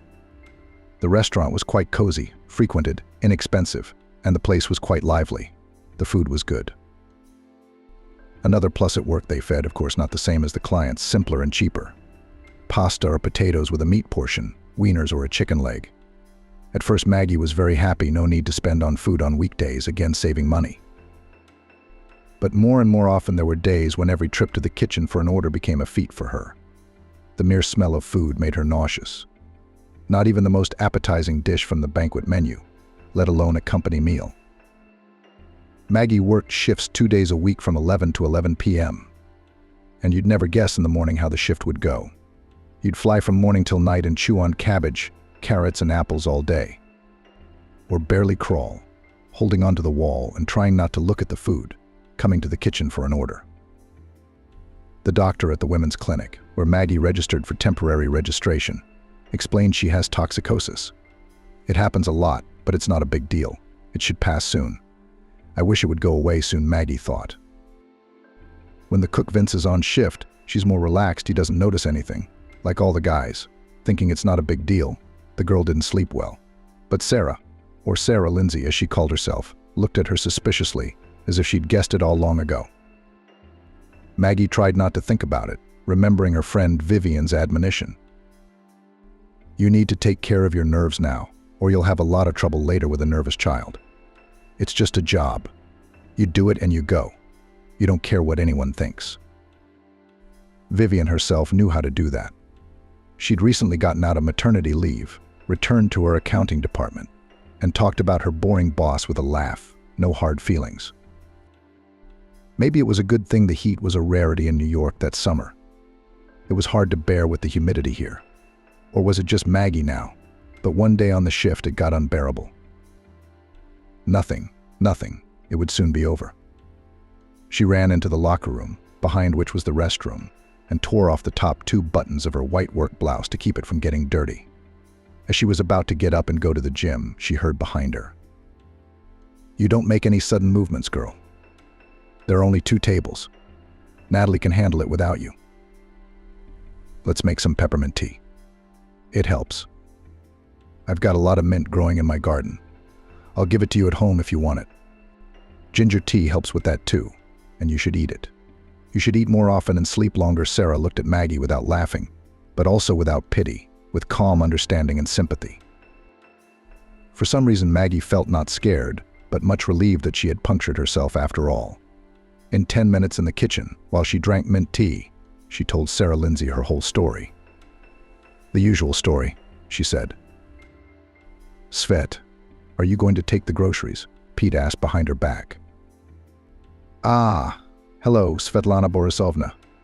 Sarah Lindsay in turn asked in a deliberately mocking tone. Maggie even forgot that she felt sick and realized with sober horror that Pete could have heard their conversation. This companion of Richard's, young, thin, and noiseless, frightened her very much for some reason. Unpleasant, always coming unheard, such was his gait. With cooks still sometimes greets, even something else will say. And waitresses in general about the furniture, even a word never dignifies never. Maggie jumped up at his discovery and happily clung to the elbow of Natalie, who had appeared in the kitchen. Oh, Natash, let's go for a second. Come on, what did you get out of Natalie? As soon as they were out of the door, you'd think a little bit in the kitchen. There's not a full house in the auditorium. That Pitlick's probably the main one, and he's just acting like it. In the evening, Richard arrived in another Hawaiian shirt, and with a particularly heavy smell of booze for Maggie. He called Maggie. In the room, accountant, kitchen, office of the incoming accountant calculator. Examined the girl squeamishly and tiredly held out an envelope. Your payment for the month. I check everything honestly. You don't work anymore, he said. Why? Maggie asked with just her lips. How insolent modern girls are, especially from the suburbs like you. What makes you think you have the right to lie and set someone up when you've been stupid enough to get pregnant? Something will happen to you at work, and you will go to some labor inspectorate. You will tell how the bastard director did not register you for work, exploited you, and you will demand maternity money. I will not scold you and scare you, so that you do not immediately faint to me. I'm just asking you nicely for now, be quiet, and don't try to pull something like that. He was almost friendly, without anger. A smooth, lazy voice. Maggie had a lot of things she wanted to say, but she kept quiet. She wanted to throw his money at him, but she took the envelope silently. It would come in handy. It wasn't even for her. Let's really report the bastard, Vivian suggested. You want me to report him for poisoning at his diner? Yeah, they'd just fire Sarah, Lena, or Vince. Maggie waved her head. Yeah, that's a no-go. Oh, we'll get the IRS on him. I'll tell them they didn't give him a check twice for service, or the health department, or the fire department. I mean, what's the one thing he can't get enough of? Vivian, I won't feel better if he feels worse, Maggie admitted. I would, honestly, said Vivian. They wouldn't let her rest in her own apartment after work, Kieran's husband muttered. They're all intrigue. Kieran couldn't tell whether he was joking or serious. The next day, Maggie slept most of the day. She woke twice, drank strong tea in the kitchen, and went back to bed. Nothing wanted to do, nothing to think about. It was as if a dark curtain had fallen over her eyes. In the evening, Vivian rang the doorbell. Come to our place. Oh, come on, Kieran will be nagging you and me. He's calling you himself. He wants to tell you something. He didn't send it through me, Vivian announced. Kieran was in the kitchen eating soup from a deep bowl. Maggie, I found out something for you. Maybe it'll be good for you. My buddy Eugene finishing. He just did a remodel on a private house in the suburbs for a grandfather. It's a nice house, but he lives alone. He's taken a liking to his colleague. He sees that he's a normal, honest guy, and shared that he would rent a room to a woman, if for the usual household help and to be his companion, so even for free. You know, for errands and conversation. That's the deal. A favor for a favor. His living conditions are very good. He's not picky about cleaning and cooking. He told me so himself. Maybe he's crazy. Maggie interrupted incredulously. Eugene says exactly normal, the right grandfather. Just alone and with money. He says he can always get it through an agency, but he doesn't trust them very much. That's why he's asking everyone he knows to recommend him. I thought of you right away. Lying again? Maggie asked tiredly. Suddenly a good man, he expects a quiet old age. And suddenly I'm having a baby, and if I find a job again, how will I have time to do his errands? Then you'll have to pay for the room like you're supposed to. And listen, Maggie, don't confuse me. I'm not Sherlock Holmes. I'm a slow thinker. Come on. And Eugene will tell him honestly that this is your situation. It's probably the right thing to do. Let him decide for himself. Yes or no? Maggie nodded. Even Kieran wanted to help her. She'd thought he hated her for hanging around their house. That didn't make sense. I don't think this is going to work. But you have to say thank you and pretend you're hopeful. So she did. Kieran went to his Eugene. Vivian exhaled noisily and suggested, let's have some cherry pie. We'll sit up for the night. Vivian suggested, if you're really hungry, we could do it once. What do you think, Maggie? Maybe something good could come out of this. Go and see it. You've got nothing to lose. Just take a good look at the landlord. He's a cunning old man. Instead of hiring a housekeeper for a salary, he's looking for a tenant who'll do the same duties for a room. Don't be shy. Just ask directly what exactly you have to do. Maybe it's a lot of work. What? It's easier to rent a room for money than to do it all every day. Honestly, I couldn't do it. Sometimes I'm ready to throw something heavy at my chief accountant for her nagging. And there's a million reasons for nagging. But it's still worth a look. On his first day off, Kieran took Maggie to meet the grandfather who rented out the room. According to him, the grandfather was not confused by Maggie's story. He didn't even ask anything. Vivian had planned to contact her husband and friend, thinking of a good excuse to go out with the child in the country. But the baby was sick, feverish and cranky, and they didn't have time for a walk. For some reason, Maggie imagined a large wooden house in a clearing like merchant estates from movies about old life. But the house turned out to be brick and faced with stone without any curlicues, but very stylish and beautiful. It was surrounded by a small garden, a few apple and cherry trees without a trace of beds and flower beds. This through the fence could be seen at once. The fence was not a blank brick wall, but a wrought metal one. The elegant gate was ajar, but Kieran was too shy to enter and called on his cell phone. Greg, this is Kieran from Eugene. I brought Maggie's girl to see your room. Ah, good, let's go inside, Maggie. As they walked along the stone-paved path toward the house, the front door opened, and the owner himself appeared, holding a large and very shaggy white dog by the collar. From under his bangs, he was scrutinizing Maggie and Kieran. This is Archie. He's peaceful. As long as he doesn't attack us, Master said. Master continued. So don't be afraid of him for a minute if you're not going to attack him. And I'm Greg. One had to look closely at his face to realize that the host was well into his 70s, covered with a grid of wrinkles where deep and sharp, where thinner and smaller. His gaze was quick and sharp, not senile, but it was softened by the rays of wrinkles near his eyes. Not mean, Maggie breathed out quietly. And if you didn't look at his face, you'd never think he was an old man. He had the posture of a middle-aged man with a gaunt figure and no hint of decrepitude. Completely graying silver hair was cut very short, a neat beard. Greg invited them into the house. So respectable on the outside, the house turned out to be cozy, but a little unusual on the inside. Of course, it was obvious from the many signs that a woman's hand had not been here for a long time, although the owner obviously keeps order. But the main thing was that the house was as if several different eras had come together. So different was the furniture, even the bedspreads and curtains. In the spacious hallway on the first floor, XXI century, and in the living room as if the 19th. Even Maggie, who knew a little about antiques, could tell that the furniture was antique. She faltered, I guess it's rude to look at everything so closely. Kieran took a seat on the edge of the guest sofa at his host's suggestion and kept modestly quiet. I suppose you want to see the room at once, Maggie? Greg asked. Have you already decided that I'm the right person for you? Maggie was surprised and confused. Have you decided that I'm not the right person for you? The landlord laughed. Don't be so quick to judge. Let's see the room. It's right here on the first floor. I myself live on the second floor.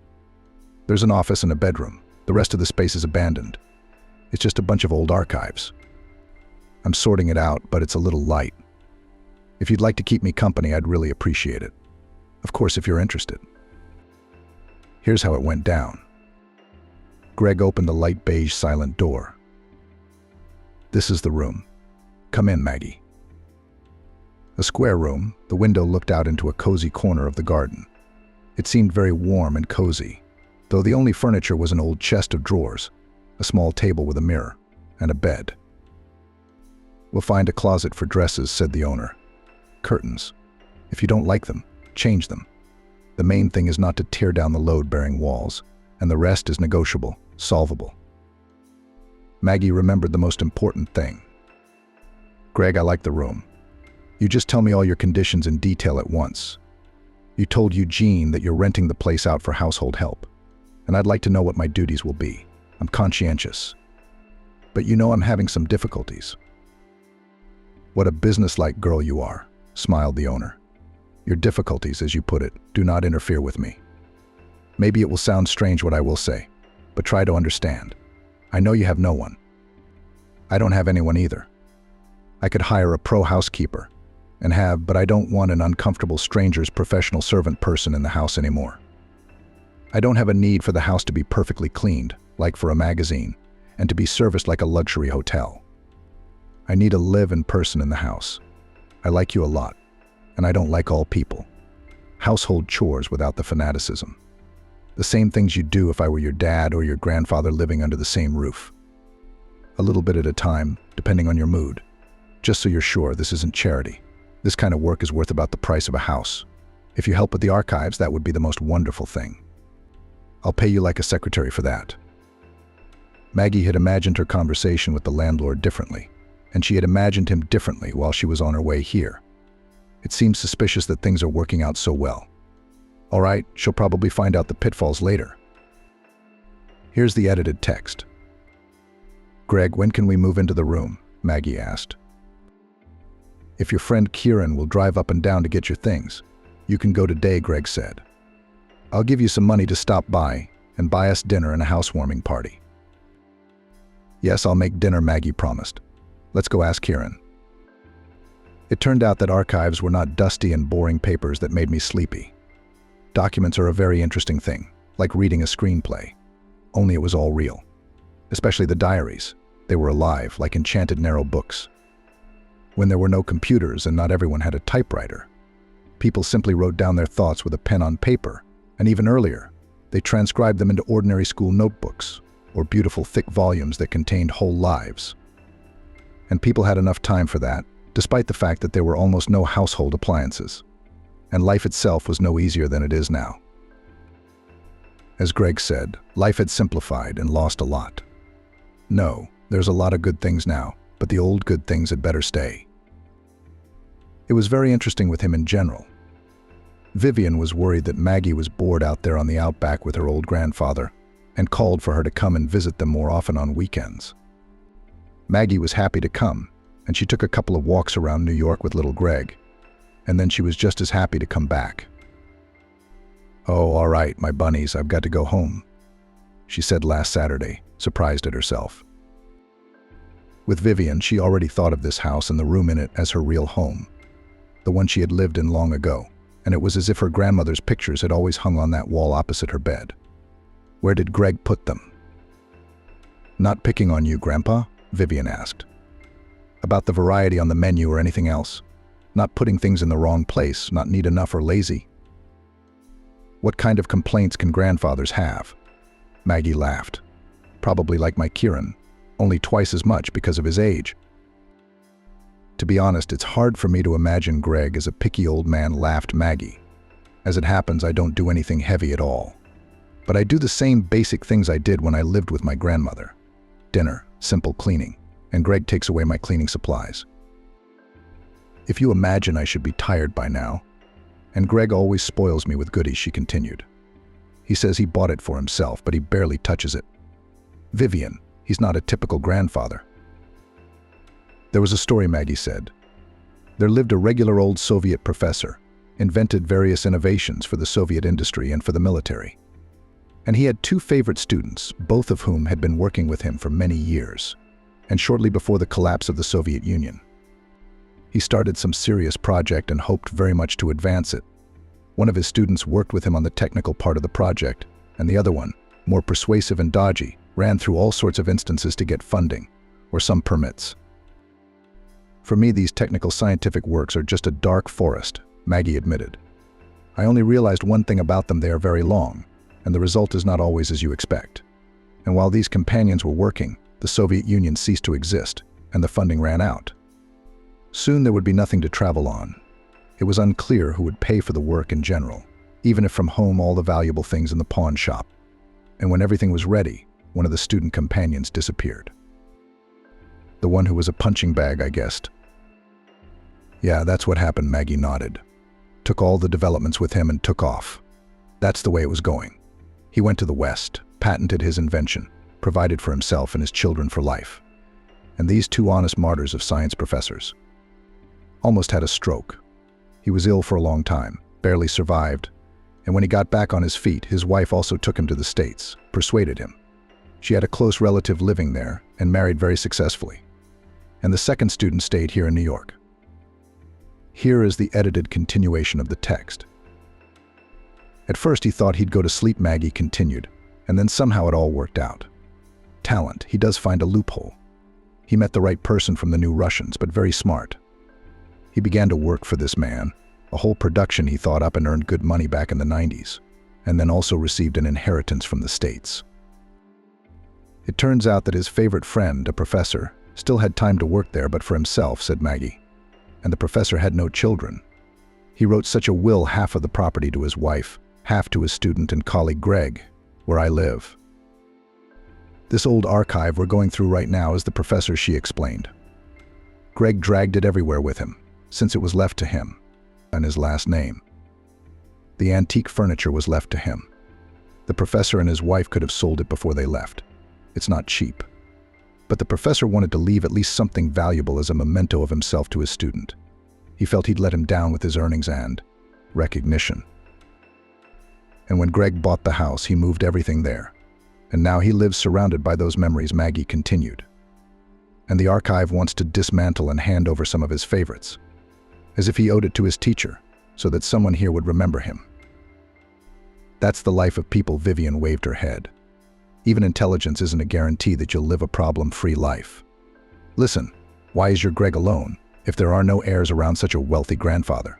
So you're right. He's got no one. There's something about him. Unless some auntie's got her hands on him. Vivian, he doesn't mention that at all. I don't ask, said Maggie. Maybe if he asked me something personal, I would. But he doesn't ask me either. I think he's embarrassed. He's been brought up to mind his own business. It's complicated with intellectuals, Vivian confirmed with a knowing look, as if she talked to professors every day. Maybe on the contrary, it's easier to live like that, if you follow all these rules? Vivian thought aloud. I won't make predictions, so as not to jinx it, but so far you seem to be lucky. You even look prettier, even though you're digging through dusty archives. Yeah, I looked like you when I moved in, didn't I? Maggie agreed. Look, I'm not an intellectual, I'll ask you. Have you heard from Artem? Vivian, I would have told you first. I don't have anyone in New York besides you, Bones, and Greg. Greg rarely forgot anything, and now, when he volunteered to help Maggie peel apples for jam, it turned out that he forgot his glasses in the office, probably left them on the keyboard of his laptop. I'll be right there. Let me run in myself. I want to run up the stairs, Maggie said. She had only been in the office a few times. It was Greg's diocese. As he put it, I'm the master and manager here. Occasionally he'd do a little rearranging the books on the shelves or some figurines. Now on his antique bureau desk next to his laptop, besides his glasses, a chessboard with bone chess and a small photograph in a thin wooden frame had been left behind. Maggie hadn't noticed any photos in the office before, at least not in prominent places. In the black and white amateur photo, a little girl with 2 ponytails on top of her head is lying on the sand in a swath of sea surf, laughing and hugging a large striped bouncy ball. Maggie remembered every detail of that photo very well. She had one just like it in her backpack, in the same folder with her passport, diploma, and the few expensive photos. Greg, where did you get that photo of the girl at sea? Maggie asked, forgetting her embarrassment as she went down to the kitchen and handed the landlord her glasses. That's the picture I took. I was into photography, Greg replied, looking anxiously into Maggie's face, as if listening to her strange mood. That's my daughter, Nellie. Maggie looked at the picture of little Nellie hugging a large bouncy ball, and her voice trembled slightly. I carry a picture like that with me. It came here with me too. That's my mom, Nellie. Greg nodded sadly. Yes, Nellie Vitalievna was my wife. A good memory is far from always a blessing. She's a curse sometimes. Memories came flooding back. The beautiful Angela, whom he had adored until their last day together, had suddenly become a complete stranger. She looked even more beautiful, but it was a manicured, magazine beauty that was scary to touch. I don't want the child to flip back and forth, Angela said in her gentle voice. It will be easier for her to forget you and get used to a new father. Vitaly takes good care of her and wants me to call him Daddy. She'll have everything you could never give her. Do you know how much Nellie loves me? Greg asked painfully. You dared such a despicable fiction to make a child feel betrayed by her own father. She had already stopped caring. Children forget things quickly, Angela replied. When she's an adult, she'll understand me as a woman. If you come up with the idea of showing up, it will only be worse for her. Greg sighed. Yes, you've studied me pretty well. I won't tell my daughter that her mother easily denigrated her father. At least let her mom stay good to her. Thank you, Maggie said. I knew you'd understand, Greg. I'm not filing for child support. I know how hard this is for you. Thank you, he chuckled through gritted teeth. He turned and walked away. I didn't know where, just away. He didn't recognize anything else, and he'd never looked for anyone. He himself could no longer answer who he was protecting, more his daughter or himself, and he made a terrible mistake. Had he found his daughter in time, there would have been someone to support her when her mother had turned her away because his Nellie had chosen an unfavorable husband. And Maggie's granddaughter would have had someone to support her and his son-in-law's sainted mother. Maybe Maggie's only real grandmother would still be alive if her heart had paid for serious treatment. But history does not bear the subjunctive mood. As his teacher and colleague used to say, now you have to move on and live a long time, because soon there will be another tenant in the house who will have to be taken care of for a long time until he can take care of himself. And to live long, easy and pleasant when you have someone to live for. Vivian's voice was a little strained, and she didn't call in the evening as usual, but on her lunch hour. Maggie, would you mind if I came straight over after work today? Yeah, nothing's wrong. Everything's fine. Just in the mood to see you and chat. There's some little things I need to tell you. Yes, come over, of course, Maggie said. Especially since Grandpa's going to a class reunion at the Institute, and he's worried about how we're going to be alone for so long. What if we need something in his absence, and he's not here? I'll at least reassure him that we won't miss him. Oh, great. Considering all the traffic, I'll be at your place by 8 p.m., Vivian promised. Maggie sent her grandfather a wet asphalt suit for the weekend, tied his tie, approved his gentlemanly image, and escorted him to the meeting. He waved a long time after the cab. Back at the house, Maggie put on her cash and went out into the garden with it.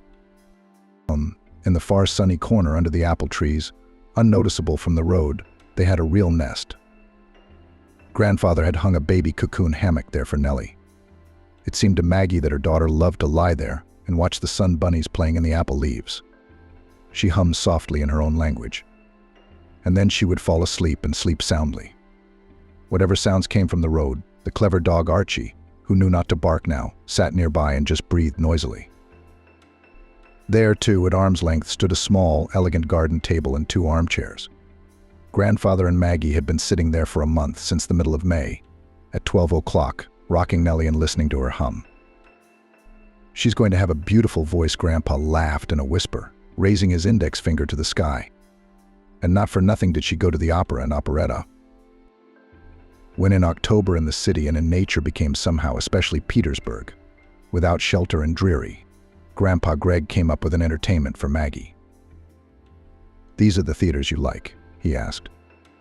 Maggie didn't know which one she liked, or if she liked them at all.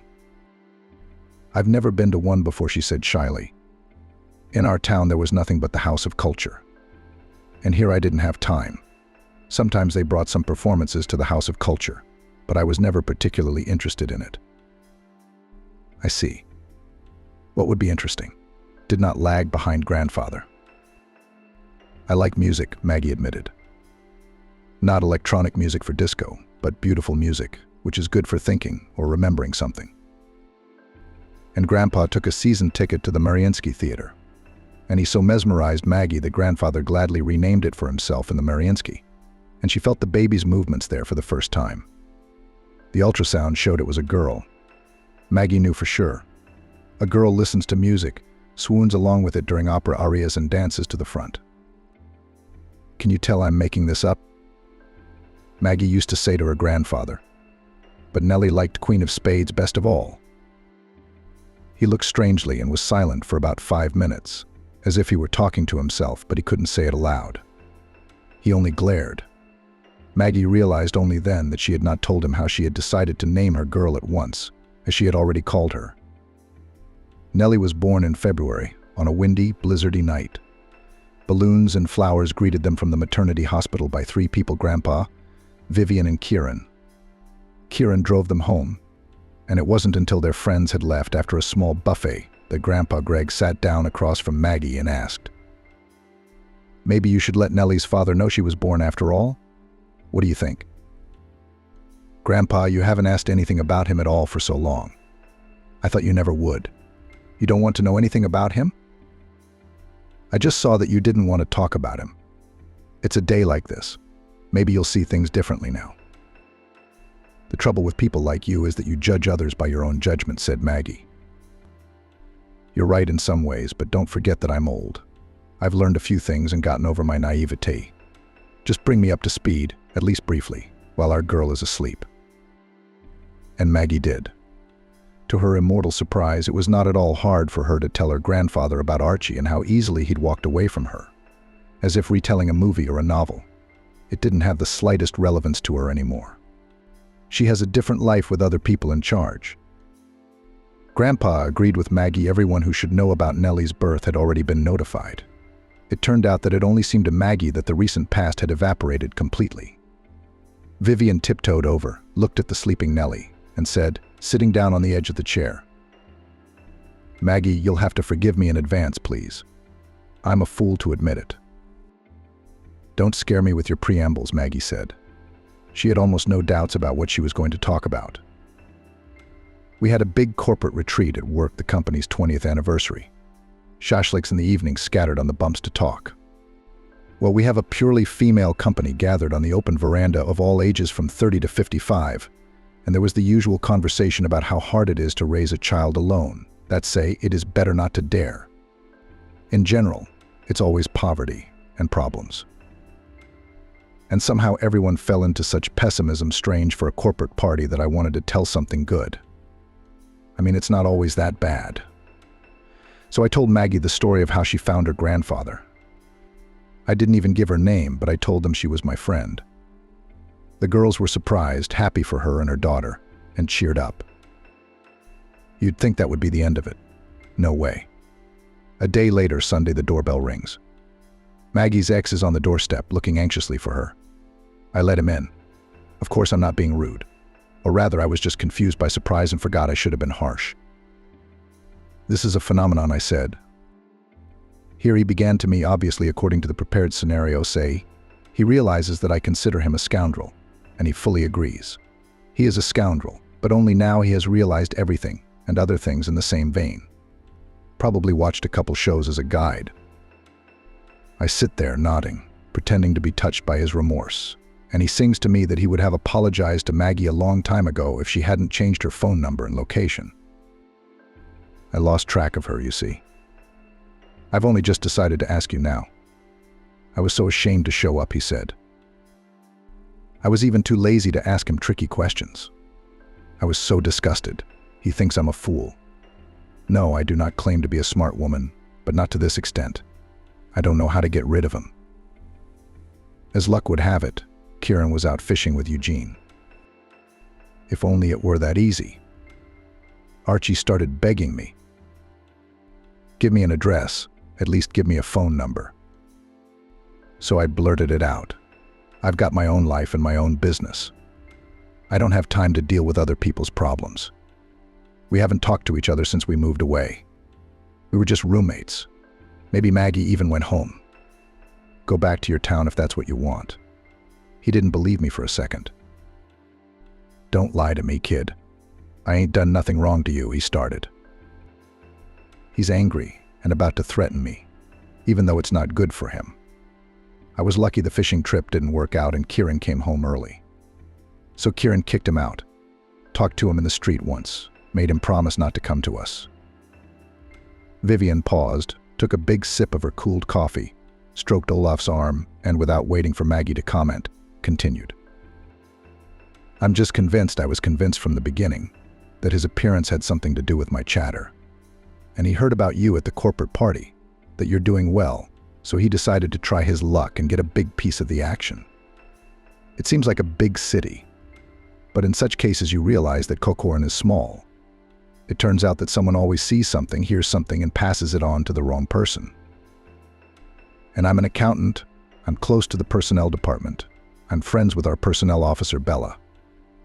I told her the situation, asked her to look in the profiles where the husbands of those girls who were sitting with us in the company, and listen to my story. We got in, looked, it didn't take long. Only 7 girls were married. And my hunch was right. Kathy in sales has Omega Lux service on her husband's profile, just like your Archie. You said the name, and I remember things like that. Remember when we were laughing? Why is there a C in Omega Luxury? And then it turned out that it's a designation of the Viborg district, and there are other Omegas. Here is the most likely version. That Archie is a buddy of Kathy's husband, and she told the story from the corporate party in front of him. And this goose, of course, recognized himself and you. It's too much of a match. Didn't I mention you were my roommate the other day? Maggie, I'm sorry, and be aware that he might show up, Vivian warned. Wow, Vivian, you're really something. Maggie smiled, trying to make her smile as serene as possible. You've made such a detective out of nothing, even going into the personnel records. It's not your fault. You couldn't have foreseen anything. You just told me in the mood. I've always loved hearing other girls' stories, too. I didn't think there was anything wrong with it. If you're not gossiping, not saying mean things behind your back, but just talking about a person, thank you for not being mad at me. I would understand if you scolded me. Are you going to do anything about it? What do you mean? Maggie didn't understand. Stuff my stuff in a suitcase and run off somewhere? No one came to see me. Even if Archie somehow found out where I lived, there was no way he'd come here. Unless you said it was a threesome. Maybe he's picturing a mansion with columns, an alarm system, a panic button, and a couple of grim bodyguards. I didn't mention that, Vivian exhaled with relief. Oh, I even said that you have a gorgeous dog, a South Russian sheepdog. By the way, this breed is considered unpredictable and aggressive. Sorry, Olaf. By the way, you do have an alarm system, don't you? Richard returned home lively, happy to see old friends. He joked, retold stories of his classmates, sent greetings from them to his granddaughter and great-granddaughter, and announced that he had missed them. Maggie didn't tell him about Vivian's accident. It wasn't right to worry if he was the only one who would worry about her and Sarah. He needed to be taken care of, too, and there was no one else to do that but her. Sure, she was scared at first, but only a little, and at the very first moment. It's clear that Archie is not a villain, but an ordinary selfish guy. Absolutely nothing to be afraid of. Maggie will think of something if he shows up. A month later, Maggie had almost forgotten Vivian's warning. She had no time to think about unpleasant things. Her daughter Sarah was growing up. She was already sitting up in her crib, trying to sit up even in the soft cocoon chair. When she saw Olaf, she was happy and stretched her arms to him, trying to run them into his shaggy hair. Don't worry, Richard said reassuringly. Olaf understands perfectly well that it's a puppy. Vivian came almost every weekend with her granddaughter and sometimes with Kieran. But Maggie also wanted to suddenly go to Peter. Grandpa was supportive. And I still wonder how you are still not bored. At your age, solitude is usually hard to bear. The baby's over 6 months old. It's time you got out into the world. Go out with Vivian, even if it's just a carefree summer cafe. And Mommy needs to rest too. Why don't you find the milk and I'll do it without you? Fine and feed. Good girl, praised Richard. I am amazed at your knowledge in different areas. What did you think? I secretly read literature about children and control the process of growing and education. Grandpa grinned. So Maggie went to Vivian's. They did not sit in an outdoor cafe and walk together through the zoo, but still had a great time. They said they'd be coming here with Sarah very soon, showing her bigger animals than Olaf. She'd definitely be interested. They talked about how, when Sarah gets a little older, Maggie is going to open a little beauty parlor. Grandpa wants to help her start a business she likes, and it would just be great if Vivian would agree to do the bookkeeping. They did 3 laps around the zoo. Olaf didn't want to leave. When we managed to get him out, we bought ice cream and sat down with him on a bench in Alexander Park. Maggie took a bite of ice cream with pleasure and heard a half-forgotten familiar voice from the side. Maggie Schenk. She shuddered. It seemed to her that Vivian had, too. Olaf was running around the flower bed, eating ice cream on the run. Archie stepped out of the mottled shade of a tree and stood in front of them. Maggie Schenk. Hello, Maggie, he said to her. We have to go, Vivian said. We're late, let's go. Wait for me just a little while, Maggie heard her own carefree voice. I'm interested. It won't take long. I'm listening.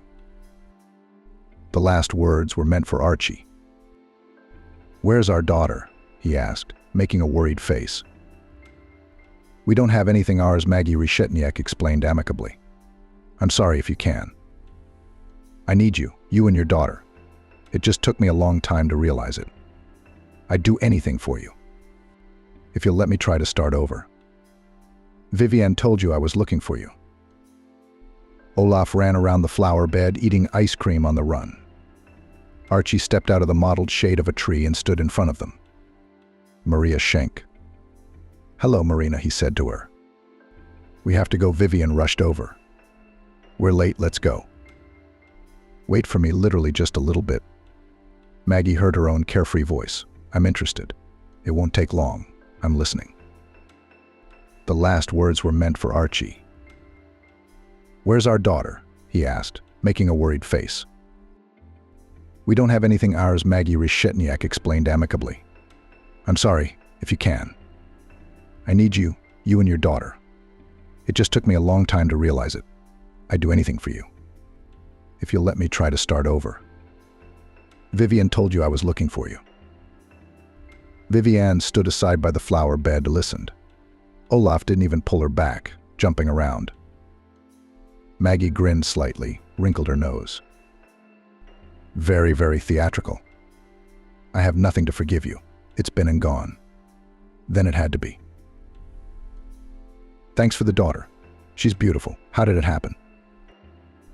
"Deep," said Archie with reproach and admiration at the same time. "You look just Hollywood something else. Or it's really time for different." "I don't hold a grudge against you, Archie. And I'm not filing for alimony. Don't worry. You'll keep all your savings," Maggie continued in the same peaceful tone.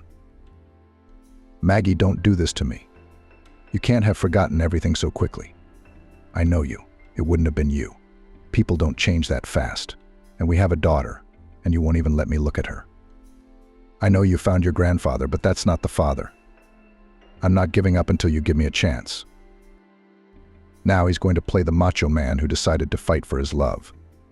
Maggie rose from the bench, walked slowly around Archie, stroked his shoulder lightly, made sure he took it as a good sign, and said in the same secure, peaceful and calm voice, "People change. That's how quickly people change when circumstances force them to. I know you're aware of my financial changes, so you're under no illusions. I'm glad I wasn't married to you at the time of my grandfather's arrival. You can find a much better option with an inheritance, even with a child. One more piece of advice.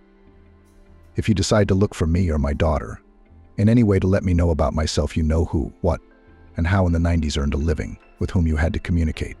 My grandfather, and now I have the appropriate connections. My grandfather owes a lot to the influential Mr.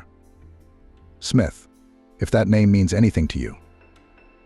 A man like that doesn't withdraw his protection for no reason. They can always be called upon to get rid of unwanted nuisances like you, Archie.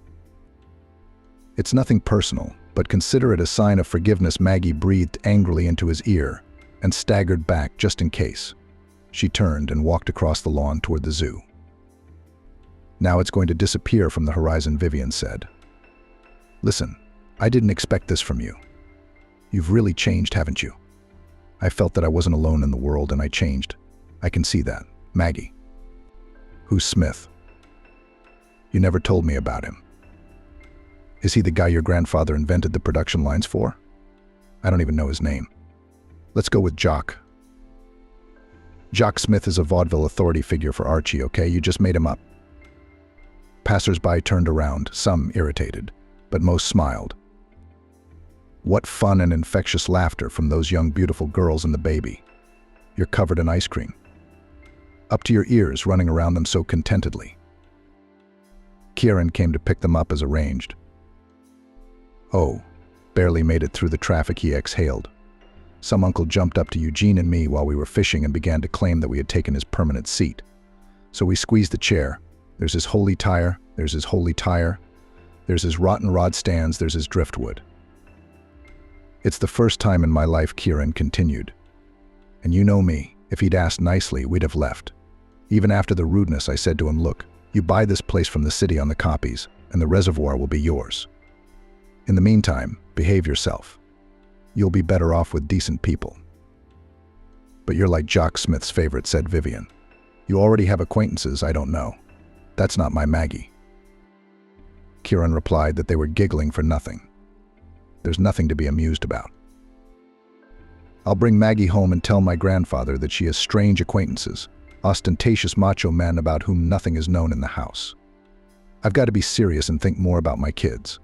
Rich mother-in-law came to check on her daughter-in-law in the hospital, and upon hearing her words, Maggie McCullough was not happy with her son's choice. Camel, of course, is a grown man, studying, earning money, lives separately, however, in the apartment, inherited by Maggie McCullough, inherited from his mother.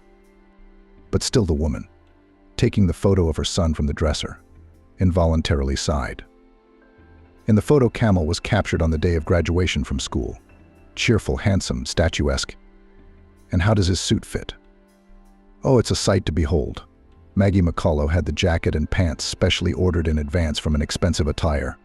She wanted Camel to shine at the prom.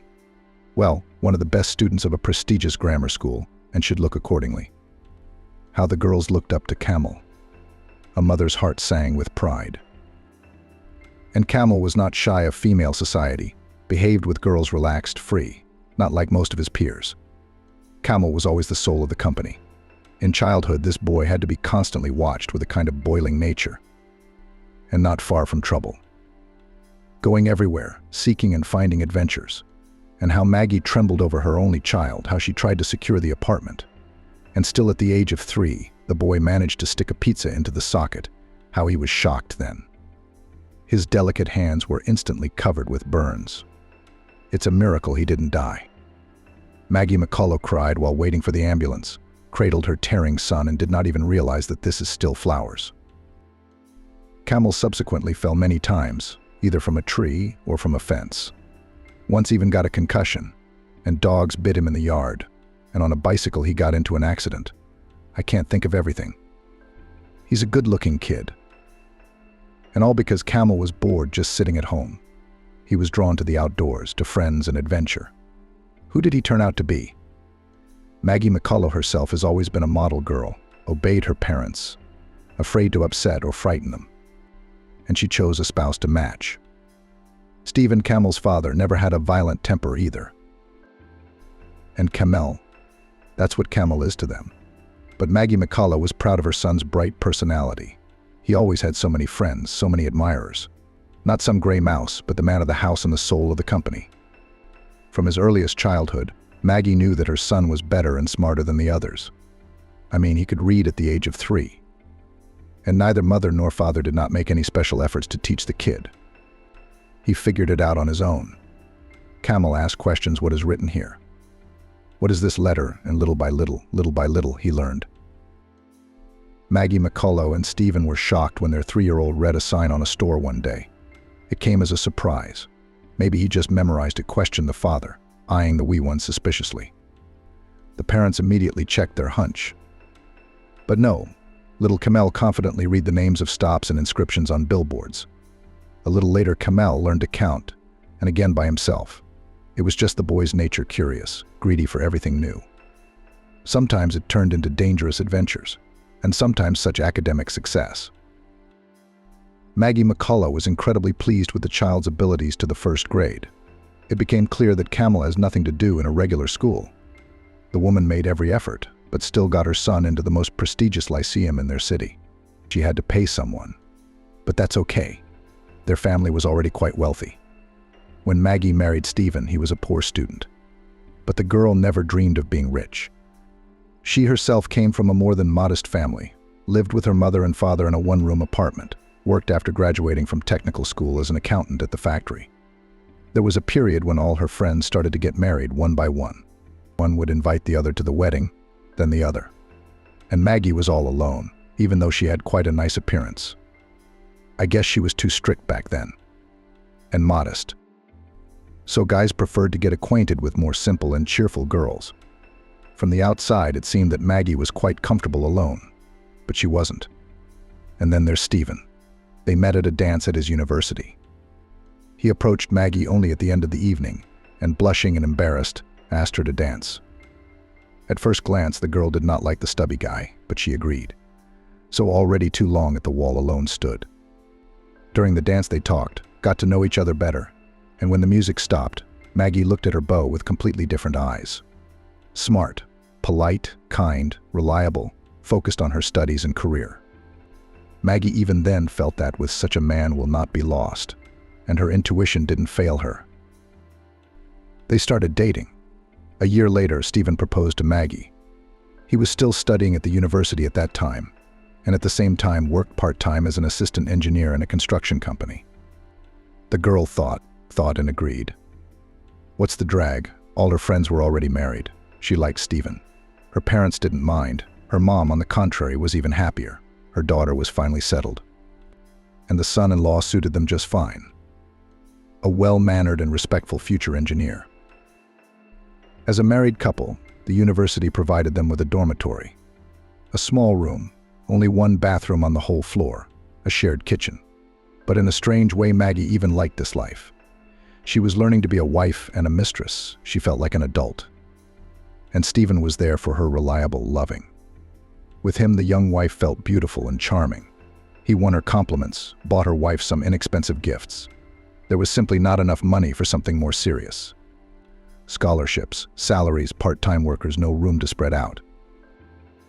And then Stephen graduated from university, got a full-time job in the construction bureau, where he worked part-time as a student.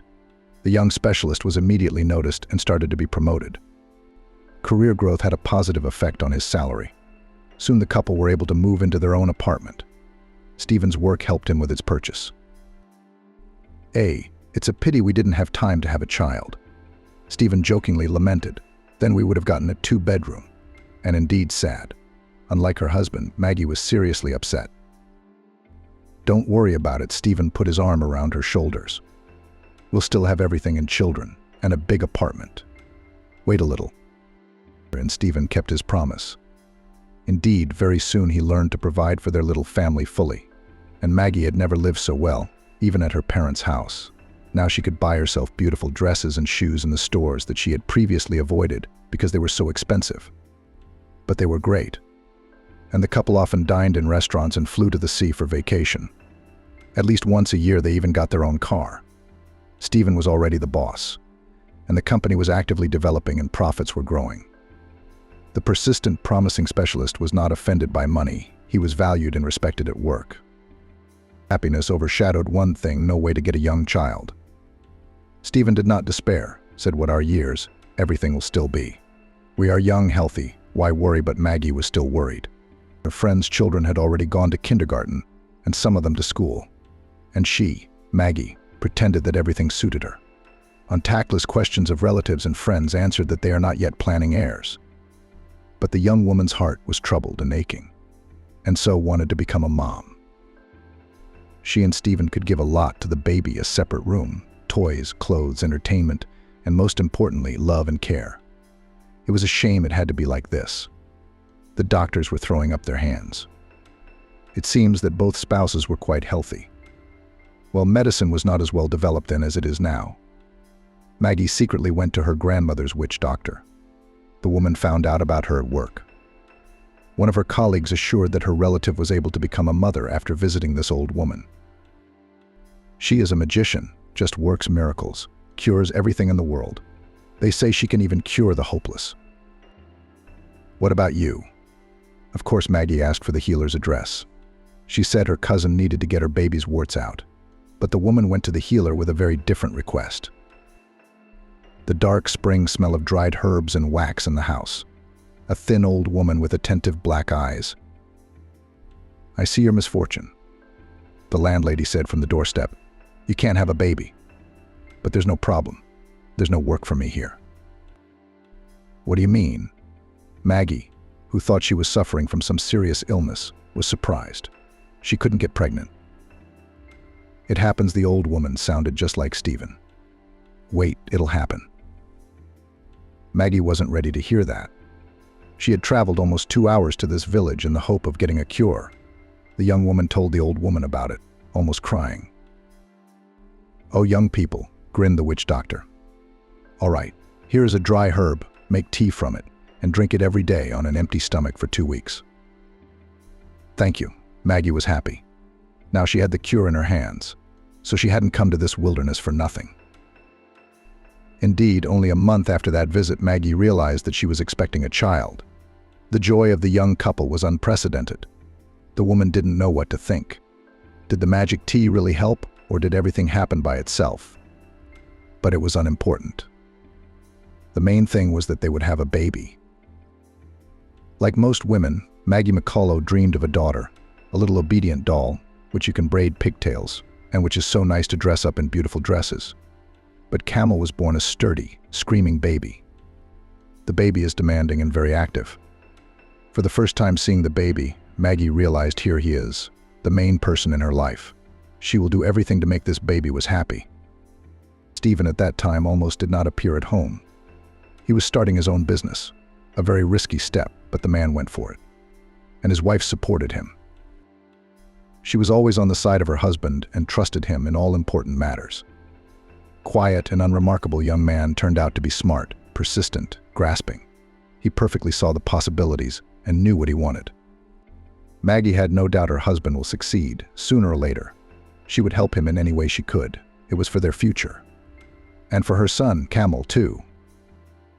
Stephen could not physically help his wife with the baby, though he wanted to. But the man would come home when the baby was asleep. And sometimes Maggie did too. Well, the woman didn't complain.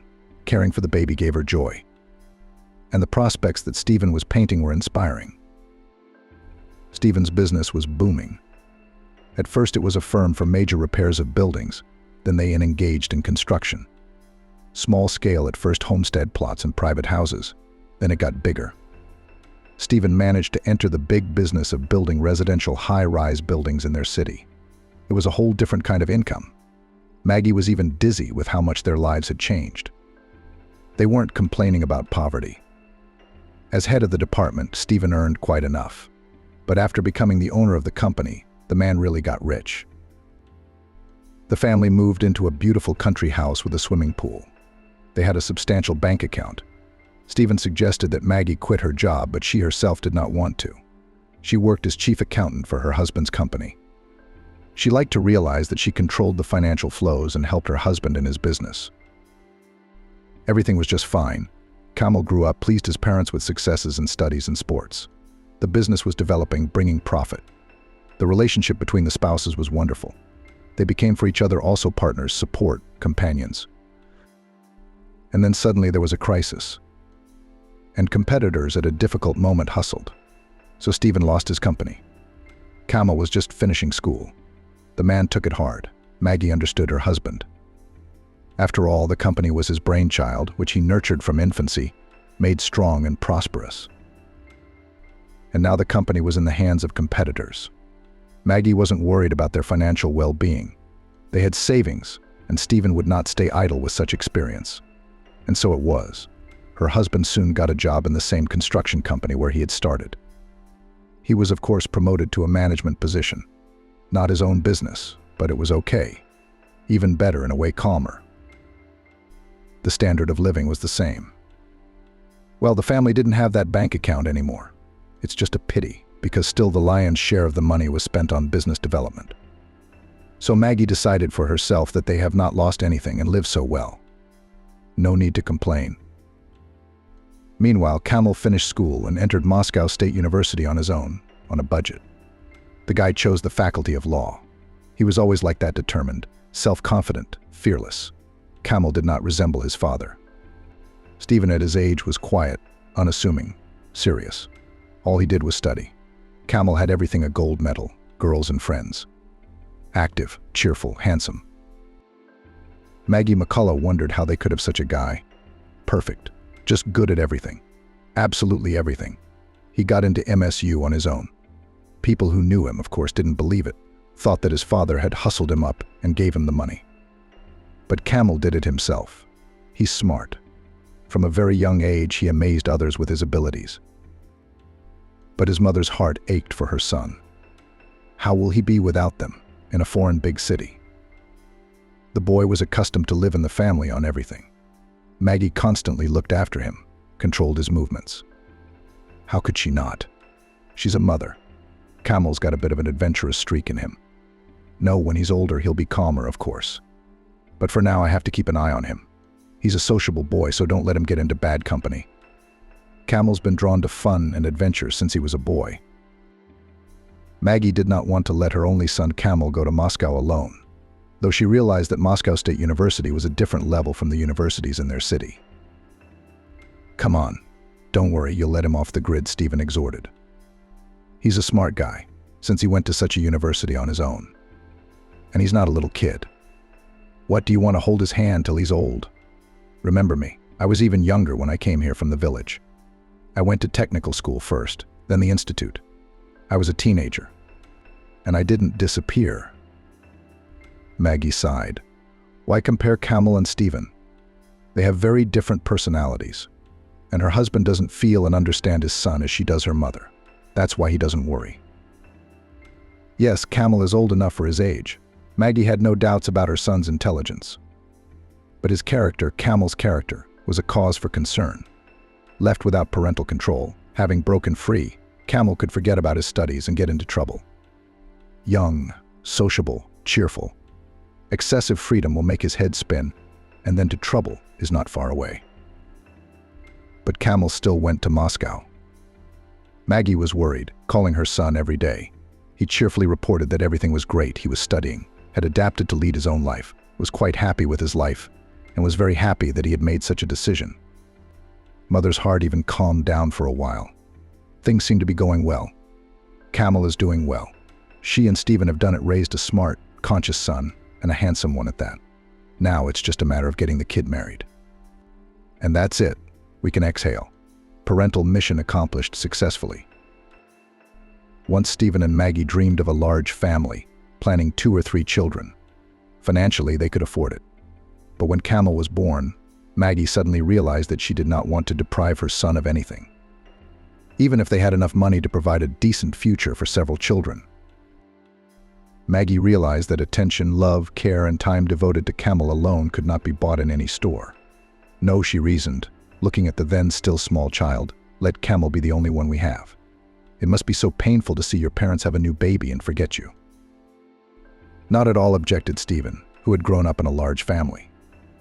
On the contrary, my siblings and I had fun and warmth together, but Maggie stood her ground, and Stephen didn't argue. He was busy developing his business at the time, and the issue of childbearing did not particularly bother him. And so it turned out that Camel was the only child in the family. Maggie regretted it for the first time when her son jumped out of the nest. Who now to take care of? Who to cook delicious meals, iron shirts, knit warm socks? Stephen, as always, is all about work. And he's not particularly fond of taking care of anyone. He's not used to being taken care of. Camel has become more distant, more mature, more autonomous. He used to call every day with news, or at least readily answered his mother's calls. Now it's okay, bye, I have to go. Conversations between mother and son rarely lasted more than a minute. And then Camel stopped picking up the phone altogether, and communication was practically nil. Maggie missed him, worried, anxious. How was her baby boy in a big distant city? Doesn't someone hurt her son? Camel's voice sounded sad, cold, and alien. Maggie shared her fears with her husband, but he kept dismissing them. He had a checkup, or the commissioning of an object. Stephen lived to work, and he certainly did not work for money. Or rather, not only because of it. Maggie could see that Stephen liked what he was doing. But she herself, Maggie, had no such thing. So she stayed in the office from call to call and home to home. Maggie went to work just to be in the team, among her co-workers. Friends sharing life stories, discussing the news. It was her social life. You can't stay cooped up at home all day. Against the background of problems with children, which colleagues told her about, her situation was just perfect. Someone's son was expelled from university. Someone's daughter got pregnant at 16. Maggie's was perfect. Camel is a smart girl. He himself entered a prestigious university. He studies by himself and copes with household problems. Good for him. Everyone envied Maggie when she talked about her son. Of course, the woman did not share all her worries with her colleagues. They were in a relationship, after all, and Maggie wanted to look better in their eyes. She didn't tell anyone that Camel had become unsociable and withdrawn. The guy answered questions, talked to his parents, but cold called himself just to ask for money. Something was clearly going on in his life. Although Stephen brushed off his spouse's concerns, he just never felt for his son the way she felt for his mother. Leave the boy alone. Stephen was angry. That's why he won't talk to us. He's fed up with your concern. Camel went away from us on purpose to be on his own. Get out of my way. Maggie just sighed. Maybe Stephen's right about something, but Camel's not so independent. Not in every way. Of course, they were still providing for him fully. Life in the capital isn't cheap, but his parents could afford to make their student son's life as comfortable as possible. Rent for an apartment, monthly expenses not a small sum. At Camel's age, Stephen never dreamed of such a thing. As a student, he worked, while Camel could rest and study. The problem was that the boy needed more and more money. His father had set a monthly limit for him, and that amount was many times the average salary in their town. Stephen rightly thought that Camel should have enough money, but this was not the case. Camel repeatedly asked his mother to send him money. He had to pay for a seminar, or the washing machine broke down, or something else. There was always a reason. "Don't tell your father," Camel asked. Maggie understood her son. The boy was a little embarrassed that his parents were still supporting him as an adult. Camel wanted to look more independent, more responsible in front of his father. Maggie transferred money from her paycheck to her son and didn't tell Stephen about it. Costin asked for it. The woman was pleased by the fact that she and her son had a secret in common. It brought them closer together. Camel had become very closed and secretive. His son was reluctant to answer questions about his life at that time. "Yes, everything is normal. I study. With friends I communicate. Have a rest. Everything is good with me." "And your girlfriend? Do you have a girlfriend?" "Mom? I'll take care of it." "Okay." At first, Camel still came to his hometown for vacations. Then, around the third year, these visits stopped. All communication was reduced to infrequent and uninformative phone calls. Maggie was worried. All the more so because she was almost certain that her son was in trouble. Why else did he sound so sad, and why did he need so much money every month? "Maybe we should drop in on him unexpectedly." The woman consulted with her husband. "Why?" He was puzzled. "Why meddle in the life of a grown-up guy? You'll push him away even more. It's just a separation process, normal for guys. Don't interfere." "I'm worried about him. Something's not right." "Stop it. Camel's doing great. If there was a problem, we'd know about it by now.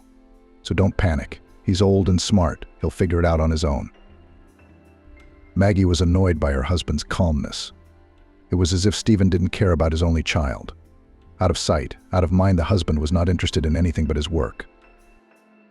Laurel McCullough had already decided that Camel would settle in New York. Why not? He obviously liked the city. His voice was so enthusiastic at first when he first moved there. Back then, his son was still sharing his impressions with his parents. And he's a bright and promising kid. He's the kind of guy who's going to make it in New York. Oh, that's great on the one hand, but on the other hand, they'd almost stop seeing each other altogether. Laurel was upset. Her son hadn't shared his plans with her. One thing that pleased her was that Camel's aloofness and coldness seemed to have gradually disappeared. His voice sounded friendly again. The son even began to take an interest in his parents' affairs, which had not happened for a long time, but he spoke vaguely about his future, soon the diploma. "And then I'll come and tell you everything. You'll be in for a surprise." The word surprise was intriguing and alarming. What was he up to, this Camel? But at least Laurel was recognizing her son again, the fun, loving adventurer. Camel had indeed arrived. Not alone, but with his fiancée. Laurel, of course, understood that her adult son had some kind of relationship. But to be so serious. A fiancée right off the bat. Vivian didn't like her future mother-in-law at first sight. A gray mouse, like a girl from the capital, dressed modestly and tastelessly. Thin hair of inexpressive gray color. Slim, even puny. How could she attract Camel's attention? He's always liked brightly colored beauties. This one was nothing to look at. Vivian had beautiful eyes and a nice, open, wide smile, but still. The closer Laurel got to know Vivian, the more she worried. It turned out that the girl came to New York from some village. She went to college, graduated with a specialty, but could not find a job and went to waitress in a bar. That's where she and Camel met. "No, did you hear that?" Laurel whispered indignantly when she and Stephen were alone. They had a big house. Camel's room was on another floor. The young people couldn't hear their parents talking, but Laurel still spoke in whispers. "I like Vivian, though. She's a nice girl. Not like these modern ponytails." "Calm down," Stephen objected. "New York wasn't built from scratch. Think of me. I was a country boy, too, and then I made it on my own." "That's right, all by yourself." Laurel complained. "You went to university, worked your ass off, worked hard. and this one wants to move into a beautiful life on someone else's back. She saw that Camel was from a rich family and she jumped on him like a piranha. Doesn't he understand? She's nothing to look at. Or did they cast a spell on him? You're panicking again on nothing. Stephen cooled his wife. The main thing is that Camel likes Vivian. You don't have to like her. You don't have to live with her. Laurel had to agree with the last one. Camel did indeed look calm and peaceful next to Vivian. He was holding her hand gently, caring for her and wooing her. Laurel had never seen her son like this before. The girls were falling for him, he didn't have to try. But it turned out that Camel could be gallant and courteous. It's an amazing discovery. He's really changed, matured. There was a new wisdom in his gaze, a kind of independence. It seems that life does change people, makes men out of boys. Camel had already made an important decision. He had told his parents that he and Vivian would soon be married. Maybe he'll change his mind. Where would he marry? Laurel hesitated. Age is not the same, just graduated from university. Now he should think about his career, not about marriage. But even here, she did not find understanding from her husband. Well, you've got to be kidding. Stephen reminded her. When did you and I get married? I was still in school, we were even younger. I am a professional editor with a degree in philology and 20 years of experience. Here's my version of editing a text. Those were different times. Times are always the same, Stephen said. Leave the kid alone. He's grown up. He can make his own decisions. Camel and Vivian moved into Laurel McCullough's mother's apartment. The place was empty anyway. The woman didn't mind. It's better for them to live away from us, she said. It's too hard for me to play nice in front of Vivian, my son's fiancée. Laurel McCullough was annoyed by everything the way Vivian spoke, moved, dressed, her unpleasant voice, her unattractive appearance. Well, what else to expect from a village girl shepherdess? Suddenly decided to become a princess. Laurel resented her. Vivian's stories about her family and fate were depressing, and Laurel didn't even have anything to latch on to. The girl had been born into a large family. Her childhood and youth were spent in the village, herded cows, worked in the field, in a word, a peasant with all the consequences. Vivian's intelligence obviously did not shine, but she had a lot of ambition. Otherwise, she would not have gone to New York to conquer the city. She had a mediocre education, some culinary school. She worked as a maid in a hotel, then got a job as a waitress in a bar. Laurel realized the girl's family was in dire straits. Her father had a stroke. The mother worked alone. Of all the children, Vivian was the oldest. Her younger siblings were still in school. So Vivian was the only one who could help her parents in any way. And she did, sending them almost all the money she earned. What a good girl. Stephen marveled when he heard about it. And I was thinking that Vivian had a good job, Laurel said cynically. She sends her wages to her family, and Camel keeps her. Good girl. She's gone, and she looks like a Roman girl. A wolf in sheep's clothing. The young settled in New York. They were not going to return to their hometown. Vivian now did not work at all, was engaged in the house, attended some courses. Sort of like a fitness trainer studied, as from childhood she loved physical education. I'm going to earn money, the girl said. It is my dream to train people, to make them healthy and beautiful. But Laurel understood everything. Laurel McCullough knew this breed of woman. She'd been there. They create the appearance of vigorous activity, constantly learning something to later supposedly earn. They study psychology or manicure. But in the end, they sit on their rich husbands' necks all their lives. Camel, on the other hand, quickly found a job. With his education, it's no wonder. He was hired by a local oil company as a corporate lawyer. The pay is more than good. He got an apartment. Live and enjoy. That's what young people did. They lived soul to soul. Sometimes they met with friends, occasionally went on vacation and looked quite happy. Laurel was happy that they kept quiet about the wedding. Maybe they will live and disperse, open their eyes, she thought. Camel's age is not small, and I tried to accurately convey to my son the true state of affairs. But Camel didn't like it when his mother said bad things about his fiancée. "Vivian is the best person in the world," he said. "She's done so much for me. You can't imagine. She's the only one who makes me feel happy." Did that lying country girl do a spell? Laurel was angry, but she couldn't help it. Camel still showed his character, his tendency to adventurism, his passion for adventure. The calm, quiet Vivian sort of balanced him out. That was good, except it still wasn't the kind of daughter-in-law Laurel dreamed of seeing. Although maybe it's too early to worry, she reassured herself. About the wedding, the young people are not yet stuttering.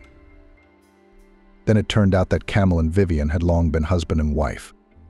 They signed quietly, said nothing to anyone, and lived happily ever after. Laurel found out by accident. Vivian finished her courses and got a job at the local sports club.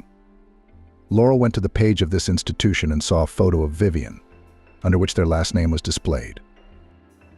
Laurel called her son and demanded an explanation. "Yes, Vivian and I got married," Camel didn't deny it. "She took my last name. I will try to keep the text as close to the original as possible and follow your instructions." "Why didn't you tell us anything?" Maggie asked. "Why?" smiled Camel. "So as not to worry you for nothing? I can see that you haven't accepted Vivian. So we decided to get married, to make it just for the two of us. We didn't want a big celebration." After that conversation, Maggie McCullough was very upset. How? How could they do such a thing? What would she tell people now? She had dreamed of having fun at her son's wedding. From the moment she first held him in her arms, she had even thought of her own hair and makeup. And the relatives have long been interested in when the solemn event. Everyone was counting on a big celebration. And now it's such a disappointment. It's all Vivian's fault. She's a cunning country girl. She knew the groom's parents were against her. She was afraid of a confrontation, so she did it quietly. They're country folk, and from a family with many children, so they're not lacking in cunning. But Stephen was as calm as ever about his son's decision. "We must respect Camel's choice," he said. "He's an adult." Respect, they covered their indifference with plausible reasons. Stephen is all wise and noble, but in reality he doesn't care about Camel and his fate, as long as everything is going well at work. But there's still hope, Maggie thought. Maybe Camel will come to his senses. Even more likely, as long as it's not too late. Otherwise, that Vivian will have a baby, and that'll be the end of it. Camel will be in bondage for the next 18 years. And then there's Stephen, like a fool, honestly. When Camel and his wife come to visit, he starts talking about grandchildren. "When are you going to make us happy with heirs?" Vivian smiles embarrassedly, as usual, playing modest, and Camel answers frankly. "When the time comes, we'll be happy. For now, Vivian wants to work to gain experience. Then she can go on maternity leave." But at least the mother-in-law was in agreement with her daughter-in-law. Maggie was happy with Vivian's decision. It's a good thing. The longer they didn't have children, the better. It seemed to Maggie that without children it would be easier for Camel and Vivian to part, if anything. Those things were always harder with children. But there was no question of parting, although Maggie McCullough, for her part, was working hard to get her son's eyes opened as soon as possible. "Does it work honestly?" she asked. "Your wife sends all her wages to her family and lives on your money. That's not the way a family does things. We don't demand anything from you." "Mom, what are you comparing? Are you and Vivian in different situations? They don't have enough money to feed their kids. Vivian's father is still recovering from his stroke. Her mom takes care of him, works, takes care of the kids. What's not to help? Your father and I didn't fall out of the sky. We worked and labored together, and her parents lived in the countryside. They gave birth to children without thinking about the future. Who's to blame now?" "Nobody's fault," Camel answered. "They don't ask for anything. We help ourselves. Mom, I love Vivian and I want her to be happy. How can she be happy if her family is in trouble? So we're helping." It's the psychology of people. Maggie continued to grumble, the habit of living at the expense of others. That's all. And children, by the way, adopt their parents' lifestyle. Mind you, children always look like their parents. It's genetic. "And what about me?" Camel smiled. He always diffused the tense atmosphere with jokes. "How did you get to be such an asshole?" You're serious, determined. And me? What about you? You're just a very talented, bright, charismatic person. Not a jerk. If you were a slacker, you'd have dropped out of university, not finished your studies, and generally lived like a major on your parents' money. And you've accomplished so much. Dickhead Camel jokingly hung his head. Camel had mentioned more than once that if it hadn't been for Vivian, he didn't know what would have happened to him. But what exactly had happened, Maggie McCullough did not know. Her son didn't want to tell her, and it was useless to pry into his soul. He would immediately close himself off. But Maggie suspected that Vivian simply set up some situation, took advantage of the troubles in Camel's life, and maybe even directed them herself, and then acted as a savior. She would do it. She was a very strong and cunning opponent. Camel shut down talk of his wife at the drop of a hat. He was clearly under her influence. But this can't go on indefinitely, thought Maggie. Camel's intellect has been a great asset since he was a child. One day the hormones will subside and he will realize everything. And I'll be there when he does. I'll support him, help him if necessary. Several years have passed, but nothing in the relationship between son and daughter-in-law has not changed. On the contrary, it seems that they even began to plan a child. At least a colleague told Maggie that she saw Vivian in the Center for Reproductive Health. She has nothing to do there but to prepare for pregnancy. Maybe she's already expecting a baby. I mean, they're secretive. They don't talk about themselves. They live apart, come to visit occasionally. Things were not going the way Maggie McCullough had planned or dreamed. But otherwise, everything was fine. Her husband was still working. Are you going on a well-deserved vacation, Maggie? I've had enough work. You can rest now, they told her. Camel's work was going better than ever. He, like his father, had even started to build his own business. However, he was in no hurry to leave his position. It was still unclear whether the business would work or not. Kostya is such a risk-taker, Maggie thought. Responsibility is not afraid of responsibility. Character. Only he should be an entrepreneur, a real business shark. This guy will definitely achieve a lot. And Maggie was proud of her son and loved him with all her heart. Maggie was proud of her son's success in his career, but she was concerned about his personal life. If we could just get Camel's personal life in order, it would be a thing of beauty, she thought. Vivian worked at a fitness center, earning a pittance and sending it to her family. That's a good job, Maggie said wryly. Now she's worried about her offspring.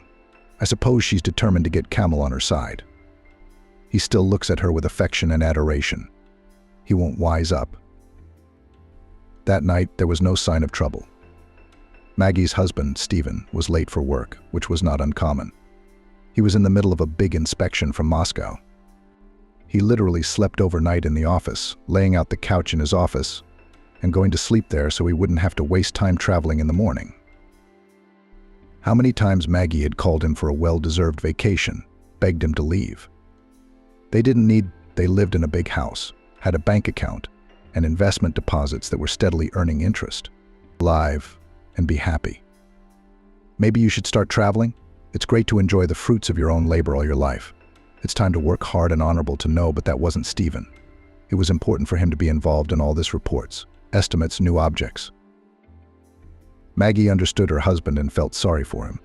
She was afraid that he might not have a heart attack or a stroke. At an advanced age, such workaholism is not always a good thing. Maggie was home alone. She watched a TV show, read a book, talked to a friend, complained to her about her poor daughter-in-law, and willful young people. I just pressed the hang-up button, but the call came again. An unfamiliar number popped up on the screen. Strangers don't call at this late hour. Hello, came a cheerful, too formal male voice in the receiver. Petrov Konstantin Stepanovich, who do you know? This is my son, Maggie said with cold horror. Her heart was clenched by the icy hand of anxiety for Camel. What had happened? Had he been in an accident? Had he gotten drunk behind the wheel? Was he coming back from some party? Maggie gasped. It was just like Camel. Despite his great intelligence and ability, he often behaved carelessly, like a teenager. His son might as well have gotten behind the wheel a little tipsy, even though both parents had taught him safety rules from childhood. But Camel is Camel, that's all there is to it. He always had an adventurous spirit and ignored many rules. How is he? Is he alive? Maggie's heart was pounding in her chest so hard it felt like it was about to burst out. Alive. He suffered minor injuries. He's being treated by paramedics right now. But his wife is much more seriously injured, came a voice in the phone. You're her mother-in-law. We need someone to come to the hospital, bring documents, the girl to answer the doctor's questions. We got through to her parents, but they live far away. Sure, Maggie replied immediately, frantically thinking about how to get into Camel and his wife's apartment. The papers were still in there somewhere. They'd have to find the keys. The main thing was that Camel was alive and relatively healthy. Vivian was a worry. It looked like she'd been badly hurt. Maggie dreamed of her son divorcing his wife. But that was not the fate she wanted for her daughter-in-law. Finally, Maggie found the keys to her mother's apartment where the young couple lived. She called a cab. It was only then that she realized she hadn't told her husband Stephen about the accident. She decided not to disturb him so late. She would tell him later, when the situation was clearer. The rest of the problems would be dealt with as they came up. It was the first time Maggie had been alone in her son and his wife's apartment. In the past, they'd only come here on holidays, birthdays, New Year's Eve. Her daughter-in-law always set a beautiful table. Maggie had to admit that Camel's wife was a wonderful hostess. Yes, Vivian was indeed a good hostess. Not a speck of dust in the rooms, everything in its place. Maggie went into the young couple's bedroom and, overcome by a sudden embarrassment, opened the sturdy closet. Still, it was a little awkward being in someone else's apartment. So what could a person need in a hospital? A nightgown, pajamas, towels, Maggie thought frantically, gathering a bag for her daughter-in-law. A folder of Vivian's papers was also found here in the closet. Thoughts were churning in her head, overshadowing each other, making it hard to concentrate. Camel was the culprit of the accident. He wasn't hurt. But with his wife, I wonder if it's as serious as the policeman said. Maybe he exaggerated? And if on the contrary softened the blow, if Camel is now seriously injured? Maggie finally packed her things and called a cab. It was late. The cabbie sped down the deserted streets to the hospital. In the lobby, she saw her son at once. He was sitting on a bench, bandaged to the shoulders. Pale but alive. Mom, it's my fault. Camel hugged her tightly. It's my fault that Vivian is on the operating table right now. Her head is all smashed up. The doctors say there's almost no chance. If anything happens to her, I won't live. I'm telling you that for sure. Well, take it easy, Maggie exhorted her son. It might still be all right. Vivian is healthy. Her body is strong. Besides, you're both to blame. Not just you. Why did she get in the car with you drunk? She's responsible too. What are you saying? Camel pulled away and looked at his mother with wide-open eyes. It's my fault, just me. There is no forgiveness for me. Only if she survives, or else I will follow her and leave. Just then a uniformed man approached. Camel, you've been treated. You can go home. Now we have to drive to the police station to give a statement. I'm coming with you, Maggie thought back. She was scared for her son. Yes, physically he was hardly hurt, but his morale left a lot to be desired. And now they were taking him to the station. It was unlikely that the police would spare the feelings of the perpetrator of the accident. It's unnecessary, replied the policeman firmly. There's nothing for outsiders to do there.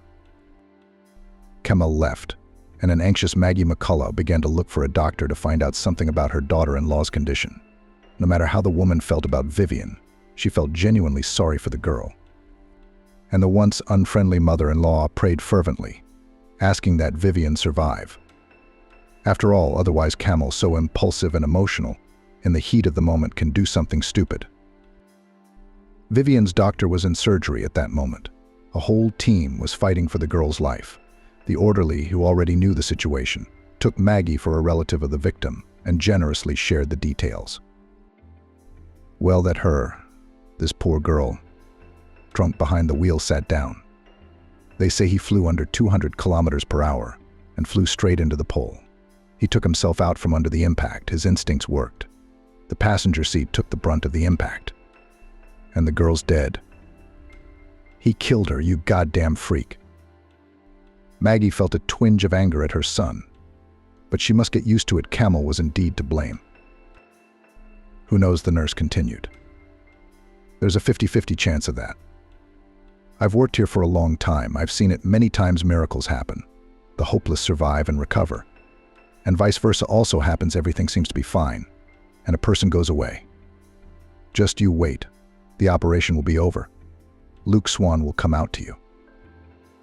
The operation took a long time. Maggie had time to call her husband Stephen and tell him everything. He rushed over. It was calmer waiting together.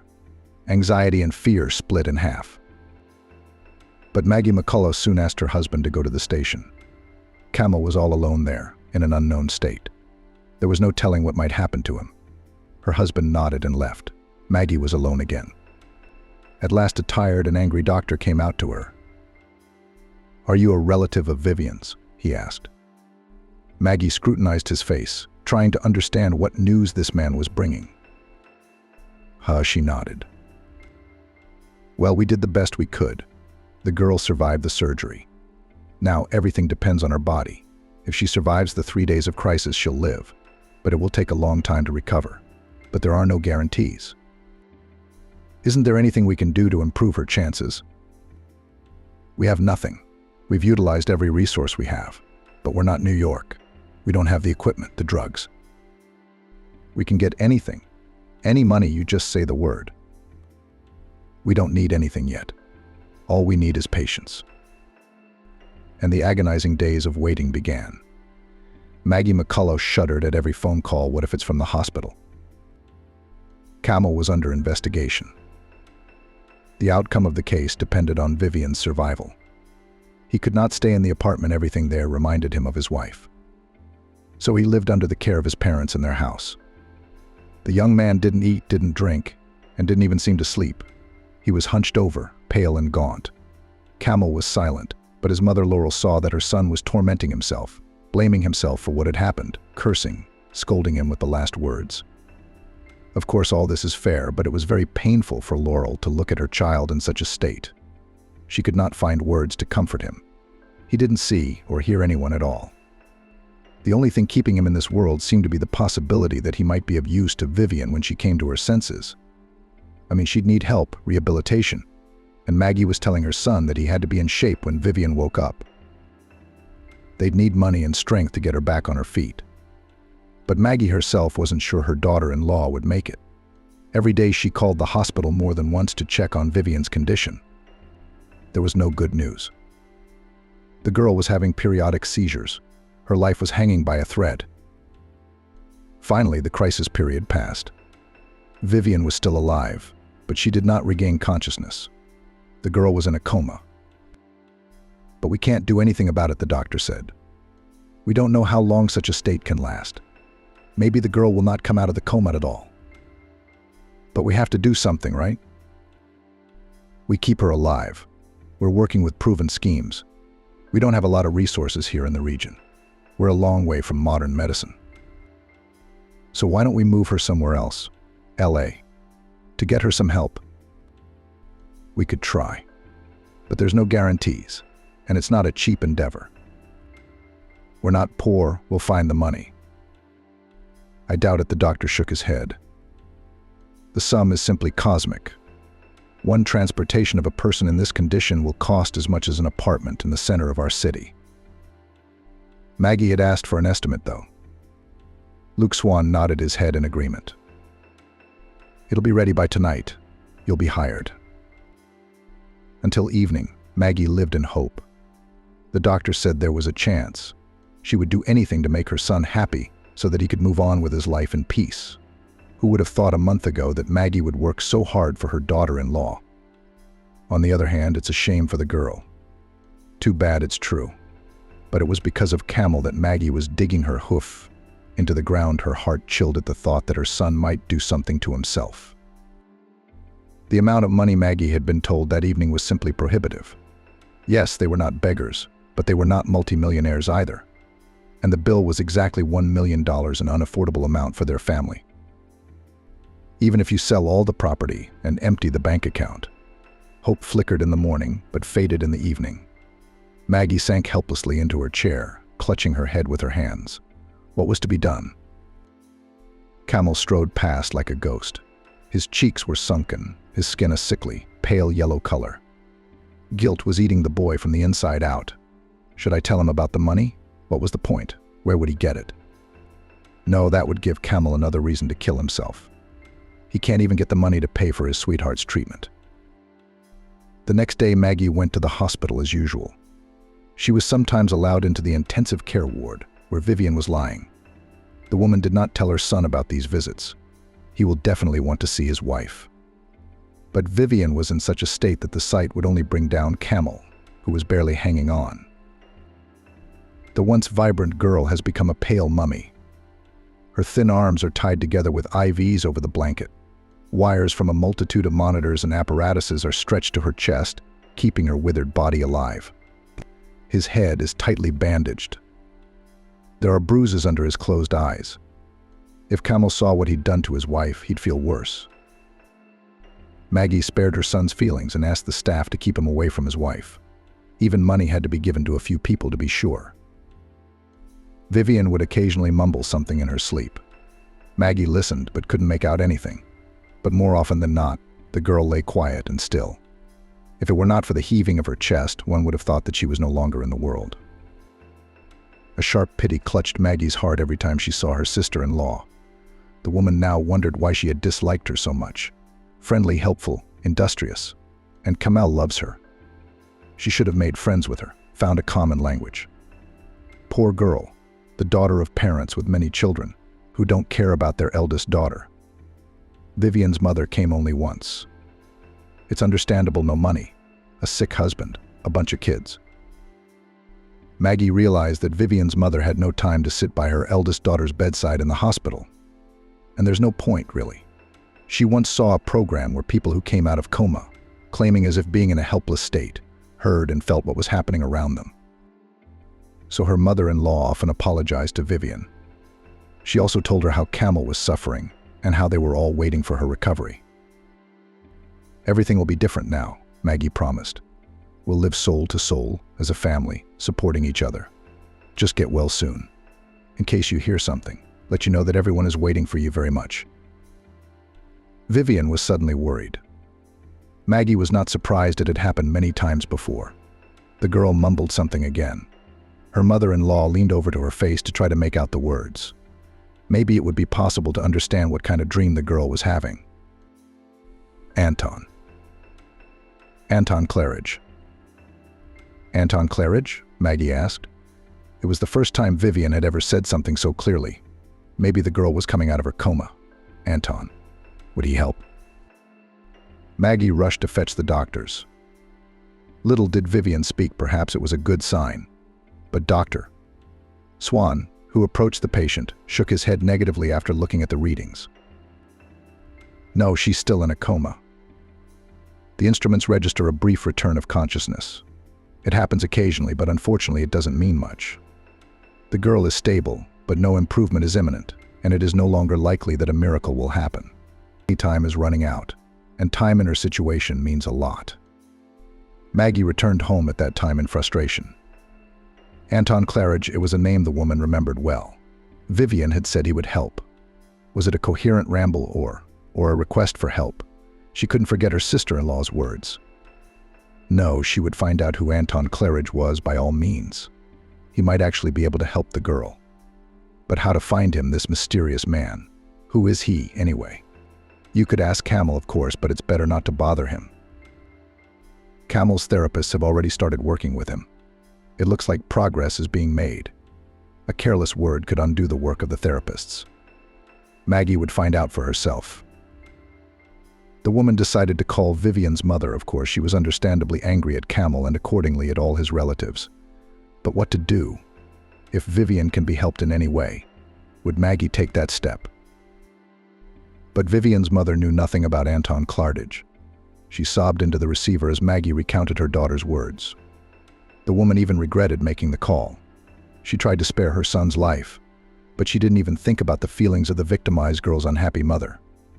One should be more careful from now on. After pondering, Maggie McCullough decided to use the internet.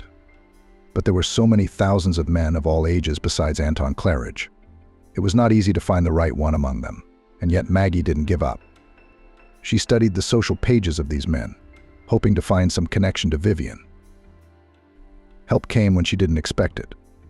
One day, as usual, she went to the hospital to see her sister-in-law. Now Maggie listened with special care to her occasional words and phrases. There was little chance that she might give some clue again, but in vain. Vivian no longer said anything of the kind and generally more often lay quietly, as if in a deep sleep. That morning in the intensive care ward, Maggie saw a young woman with tearful eyes. "Who are you?" "Exactly," Maggie asked the visitor. "Why did they let you in here? Are you a relative?" "My cousin's sister," she nodded. "And you must be the mother-in-law. I was told that you come here often, worrying about Vivian, helping the staff to take care of her, buying everything she needs. You may be the mother of that bastard, but you don't have any negativity towards me. I think you raised him right. He made his own choices." "Nice to meet you," Maggie said automatically. "Oh, I didn't introduce myself. My name is Lily. I understand your situation, and I'll try to help by following directions. Vivian and I grew up together in the same village. We were very good friends, as we were related. We went to New York to pursue our dreams. Except I was more fortunate. I went to school, got a good job, and she had a life that happened to her." "So you and Vivian talked to each other a lot in New York?" Maggie McCullough asked. "Of course, we were thick as thieves. Then our paths diverged a little when we both got married, but she's still very close to me. I came to visit as soon as I could. When it happened, I was in labor and delivery. That's why I couldn't make it. Now I've finally made it." "I see. You see, Lily, I have a very strange question for you," and Maggie told her cousin Vivian about Emin Claridge. "You know, Vivian sometimes mumbles incoherent things, but she said so clearly Emin Claridge will help. I've been trying to find him, but do you know who he is?" "Of course, how could I not have thought of him? He's a rock star, a very famous man. He sells out stadiums. You've heard his songs, even if you don't like rock. They're on every radio. But what does this pop star have to do with Vivian?" He was head over heels in love with Vivian. Back then, Emin was just gaining popularity, but he was already a wealthy and powerful man. He dedicated songs to her. He was ready to do anything for her then, and maybe now too. But she chose Kamel. "Your Camel? I'm sorry, but I didn't like him even then. Careless, infantile. But you can't follow your heart. Vivian fell in love. If I were her, I wouldn't hesitate. Emin is such a talented, kind, generous man." "Wow. Vivian didn't just say his name by accident, did she?" "Of course not. Do you know how to find him?" "I don't. I don't have his phone number or contacts." "I see," Maggie said. "So I'll find him myself, see where he's performing, and go to the concert. Then I'll get to him and tell him what happened to Vivian. Maybe that will help." Indeed, Lily looked at Maggie with admiration. "You're a wonderful person. It's strange that you have such a son. I would go with you, but I have to go to the child." "Thank you, baby. You've been a big help already," Maggie smiled at her. "I'll be fine, don't worry." Now Maggie's goal was to find this Emin Claridge, to find and talk to him. If Vivian thought he could help, then he could. The woman had a very specific and, most importantly, achievable task before her. Could she do it? Of course she can do it. "It'll be all right," Maggie stroked her sister-in-law's thin palm. "It's going to be okay." Maggie told her family she was going to Los Angeles to visit a friend.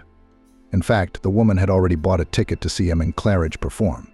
He just participated in the tour and in the next few days will perform in Los Angeles. That's where Maggie would catch him, get through to him, no matter what it took. Stephen, of course, was surprised. "It's strange. It's such a turbulent time. Are you going to a friend's house? What if there's something wrong with Vivian?" "It's a troubled time, isn't it?" "That's why I'm going," Maggie answered. "My nerves are all shot, and I need to reset them. Laurel invites me to his place for a couple of days, says we'll walk along the waterfront, talk to each other. I need that." "And if something happens to Vivian?" Stephen repeated. "Vivian's stable. She's in a deep coma, but her life isn't in danger yet. I talked to the doctor. Keep a better eye on Camel. Remind him from time to time that we need him. But of course Vivian will need his help soon. Stephen nodded. You're right. You do need a distraction. Maggie has really taken a lot of the heat in this difficult situation. Stephen was working and Camel seemed depressed about what had happened and withdrawn.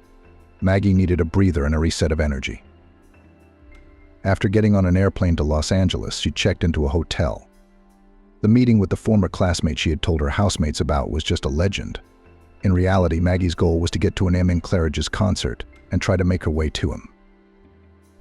Walking along the promenade and enjoying the fresh air, Maggie pondered how to get to Emin. It won't work, then I'll have to look for him in another city and try again, she thought. But the doctors warned that the longer Vivian was in a coma, the less chance she had. Time was working against the girl and all of them. Maggie wanted to ask Emin to help with the money and getting Vivian to one of the best clinics in New York. They have the resources there to put such heavy patients back on their feet. And in their town, Vivian had virtually no chance. She would slowly fade away in a coma. Maggie couldn't let that happen. How would Camel live with that kind of guilt afterward? While Vivian was in the hospital, Maggie rethought the situation. She recalled various episodes and realized more and more clearly that Vivian was a kind, good girl. There was no better daughter-in-law for her well-to-do son. Now Maggie could not understand her own previous behavior. Why had she been so set against Vivian? Why did she want to see the daughter of wealthy parents by Camel's side? Foolishness, a relic of the past. Now Maggie had only warm feelings for Vivian, affection, tenderness, sympathy. And of course Maggie was very anxious about Vivian's future. No matter what happened, they would certainly not abandon her, just so long as Vivian came to her senses. And that evening there was a concert at the local concert hall. It seems that this Claridge's is really quite popular. There were several doors open at once to let the audience in, and a long line lined up at each one, with McCullough at the tail end of one of them. The crowd varied from young teenagers, almost children, to people of advanced age. So Maggie didn't stand out. Some were laughing, some were singing songs from the Claridge repertoire. Apparently carefree people who came to enjoy the performance of their favorite performer and spend a pleasant evening. Maggie, on the other hand, was here on a mission. The woman, standing in line, looked at numerous posters of Claridge. He was a handsome man, but older, about 10 to 15 years older than Camel and Vivian. Nice looking, and he had good eyes, like he cared. I just wish he'd help me. If only he'd help me. You never know. Maybe Vivian and her cousin really sincerely believe in his unearthly love and sincere feelings. And in fact, he has a carload of people like Vivian. Creative people, they are so in love, emotional, quickly flare up, quickly and cool down. They forget. And McCullough sighed. She had so much hope for this man. They simply had no one else to turn to. The concert itself lasted about 2 hours. Claridge gave it his best. There was a frenzied energy from him that the people in the audience could feel. They were shouting his name, singing along, dancing. Maggie didn't notice how she was infected by the general mood. Strangely, she liked Claridge's songs. She wasn't much of a fan of modern artists, prejudiced against them. And for good reason. Claridge's songs had everything meaning, memorable melodies, striking energy and rhythm. Many of the songs seemed vaguely familiar. Well, of course, Lily had said Claridge sounded from every iron. Surely Maggie had heard him before. During her break, she went to the nearest flower store and bought a bouquet there for a lot of money. Of course, the woman had put a note in it just in case. Ideally, she wanted to be able to tell Claridge herself, but she didn't know how it would work out. In the note, she outlined the situation with Vivian in a nutshell with no details. It simply said that the girl was in trouble and asked Claridge to come to the back door of the concert hall at a certain time. She would be waiting for him there. The second half of the concert was just as energy-filled as the first. The crowd cheered to see their idol. Maggie involuntarily adopted this general mood. Claridge now seemed almost omnipotent. He would surely help Vivian. And now, at last, the moment was right. The last song was played, and people rushed to the stage. Many people carried flowers for the singer. Some just rushed to shake his hand. Claridge was in no hurry to leave. He seemed to want to talk to the audience, too. Several guys from the audience, noticing an elderly woman, made their way to the stage and helped her. Some pushed people, others gently led Maggie behind them. And there she is standing at the stage with her bouquet, and Claridge looks at her and smiles warmly. This is the moment of truth. It couldn't have come at a better time. Vivian's in trouble. Maggie shouted loudly. The Vivian who was a waitress at the bar. Is that where you met her? The smile slowly slipped from Claridge's face, and anxiety appeared in his eyes. The older woman was cheering. He remembered the girl named Vivian.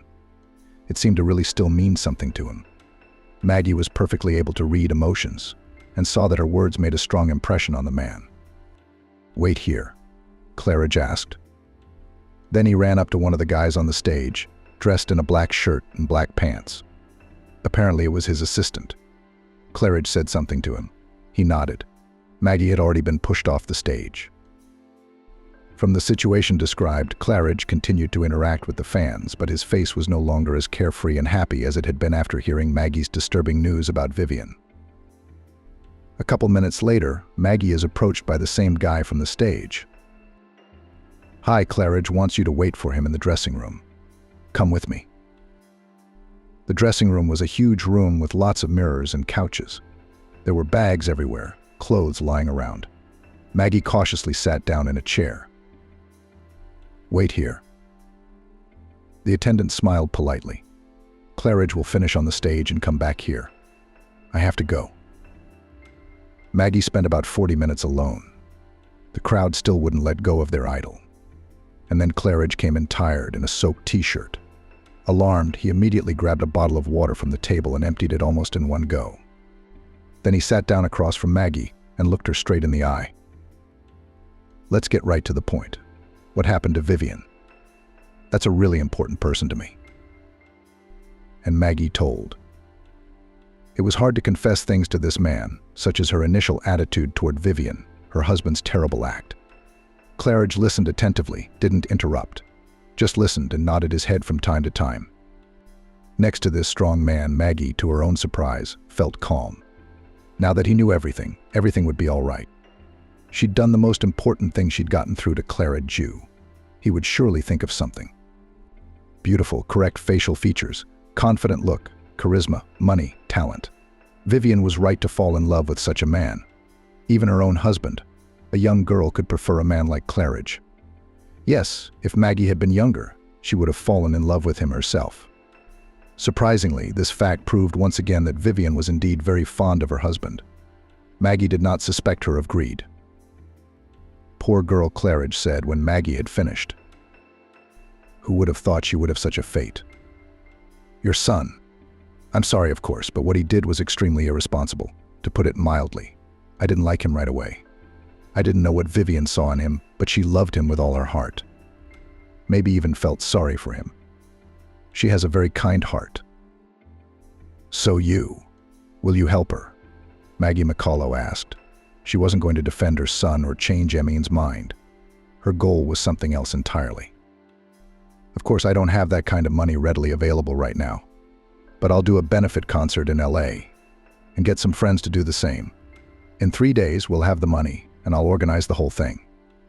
Transporting Vivian, getting her into the clinic, finding the best doctors for her. We'll get her out, Emine replied. You are a wonderful man. Tears came to Maggie McCullough's eyes. She cried with relief and joy. Had she really succeeded? Would this powerful and strong man really save Vivian? Do you know our story? Emine suddenly asked. A slight smile touched his lips, which immediately brightened his manly face. In general terms, Maggie McCullough smiled back. But I'd like to know more. I wasn't so famous then, but I was already performing. I was already making money, already had an audience. I used to go to the Rock Bar a lot, and I had a lot of friends there. Before that, I liked the place itself. It was an amazing place. But now, unfortunately, it's not like that anymore. I immediately noticed the pretty waitress with wide open eyes. She was special. She had this amazing energy about her. Vivian always smiled at the customers, no matter how tired she was. The girl could calm a cranky client with one look or word and make him smile. Caring, gentle, alert, and beautiful, of course.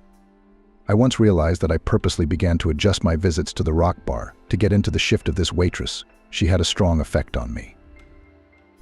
A man wanted to see her eyes, hear the girl's voice. Sometimes they exchanged jokes, sometimes laughed together, but Emin did not dare to openly express his sympathy. It seemed to him that it might disturb the lightness of their budding relationship.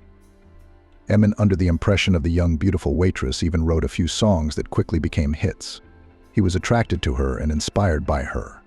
But the difference in age, the difference in social status, all this kept Emin from recognizing her. What if Vivian was afraid?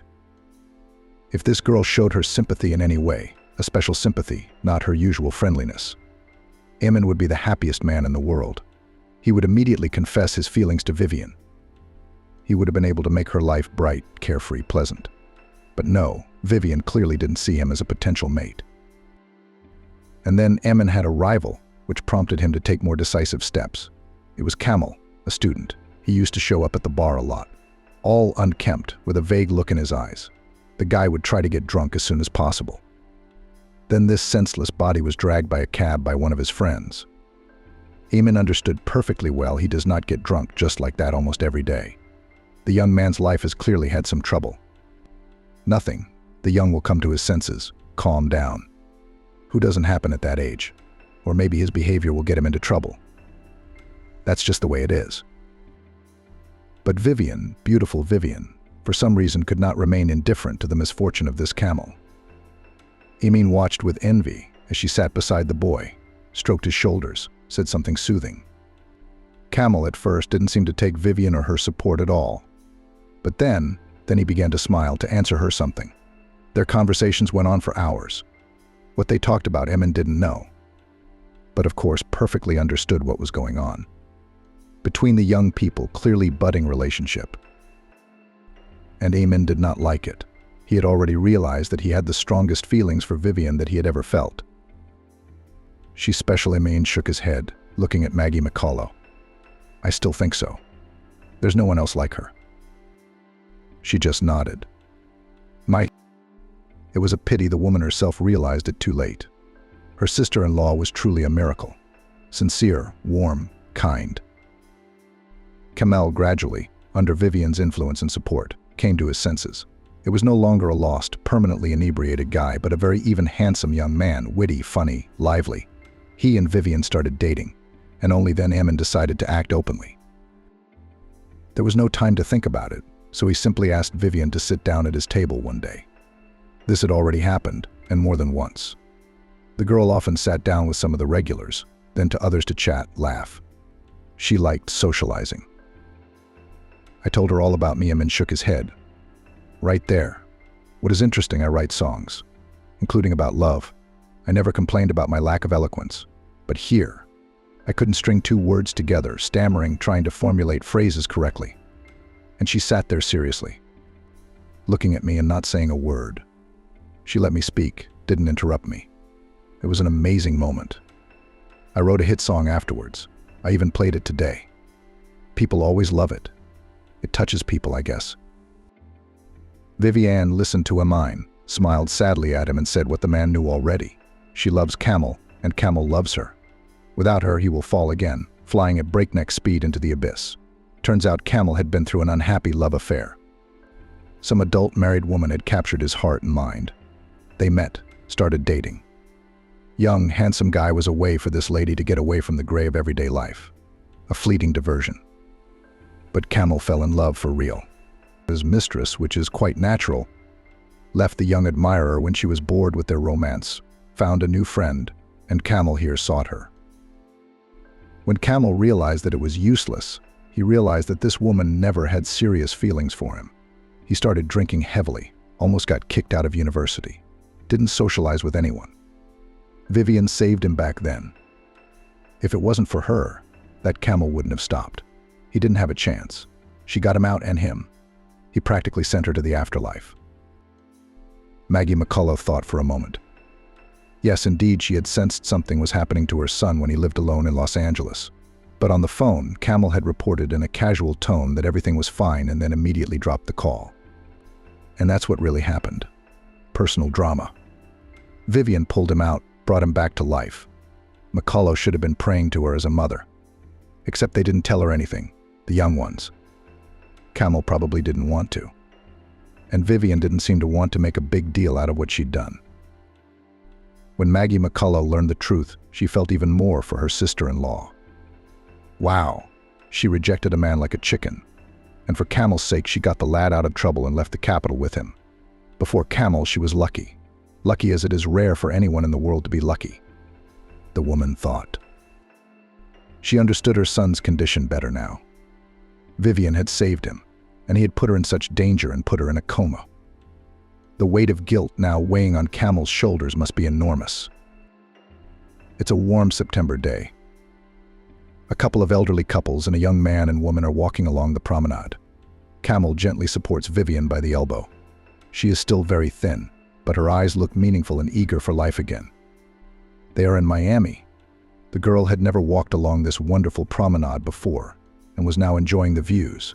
Vivian had finally gotten strong enough to be allowed to travel, only not far away and without a change of climate. She was bored with the hospital walls she had spent so much time in. Vivian wanted a change of scenery so much that her family arranged the trip for her. Maggie McCullough had chosen a place not far from their home. The waterfront had delighted her, and Camel on their last visit to this town. Even Stephen, leaving all his business behind, went with them. Emin kept his promise and organized several charity concerts. His musician friends helped him, and many of them did the same. Maggie was very grateful to these people. It always seemed to her that people like them, these celebrities, whom we see only on TV screens, are capricious, selfish. They do not care about other people's misfortune. But it turned out quite differently. It turns out that these are kind and sensitive men and women. The necessary amount was collected in record time. Emin, among other things, took on himself all the cares for the transportation of Vivian and her placement in the right clinic. It was not easy, because there was always a huge queue for doctors dealing with such cases. People from all over the country sought this center, despite the exorbitant rates. Experimental methods were practiced here. The project was not supported from the budget, at least not yet, but the results were inspiring. Seeing Vivian in the hospital bed, the sturdy grown man almost cried. He looked at her with such tenderness, stroked her hands so gently. Maggie McCullough's heart was breaking at the sight of this scene. Emin still has some feelings for Vivian. He has a spouse, 2 children, but something else is clearly left. Maggie and Camel settled near the medical center, where Vivian was now being treated. Stephen went home. He had to work, but mother and son stayed close by and visited the patient every day. The day Vivian came to her senses was a day that Maggie McCullough would always remember.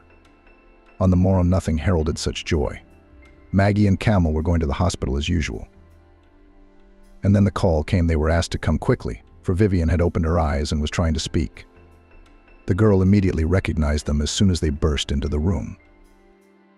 Her eyes reflected first relief that her loved ones were near, and then joy.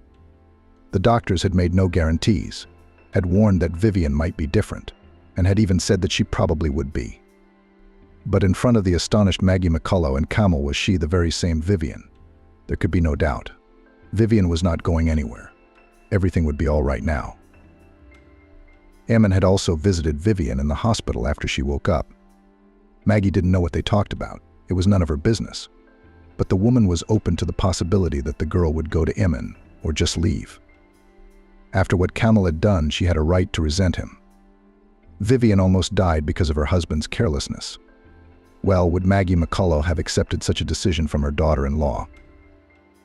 But Vivian never separated from her husband. She loved Camel no matter what, and held no grudge or anger against him.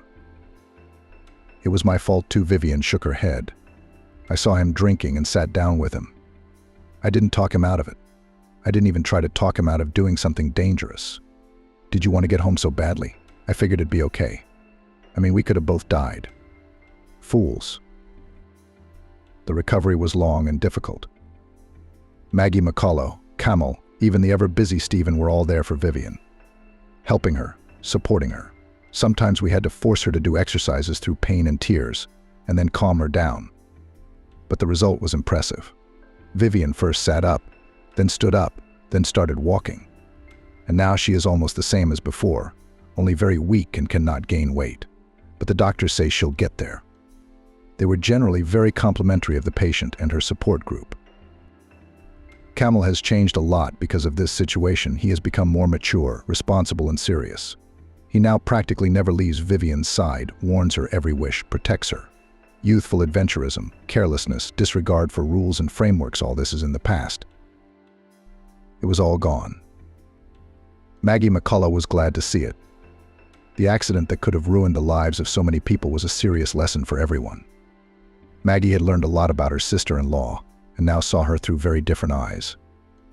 The woman in general has changed a lot, became more attentive and tolerant to people, learned to notice other people's troubles and sorrows, and got involved in old age rock. Now Maggie McCullough was a loyal fan of Emin. His songs, it turned out, were so deep, they had so much meaning.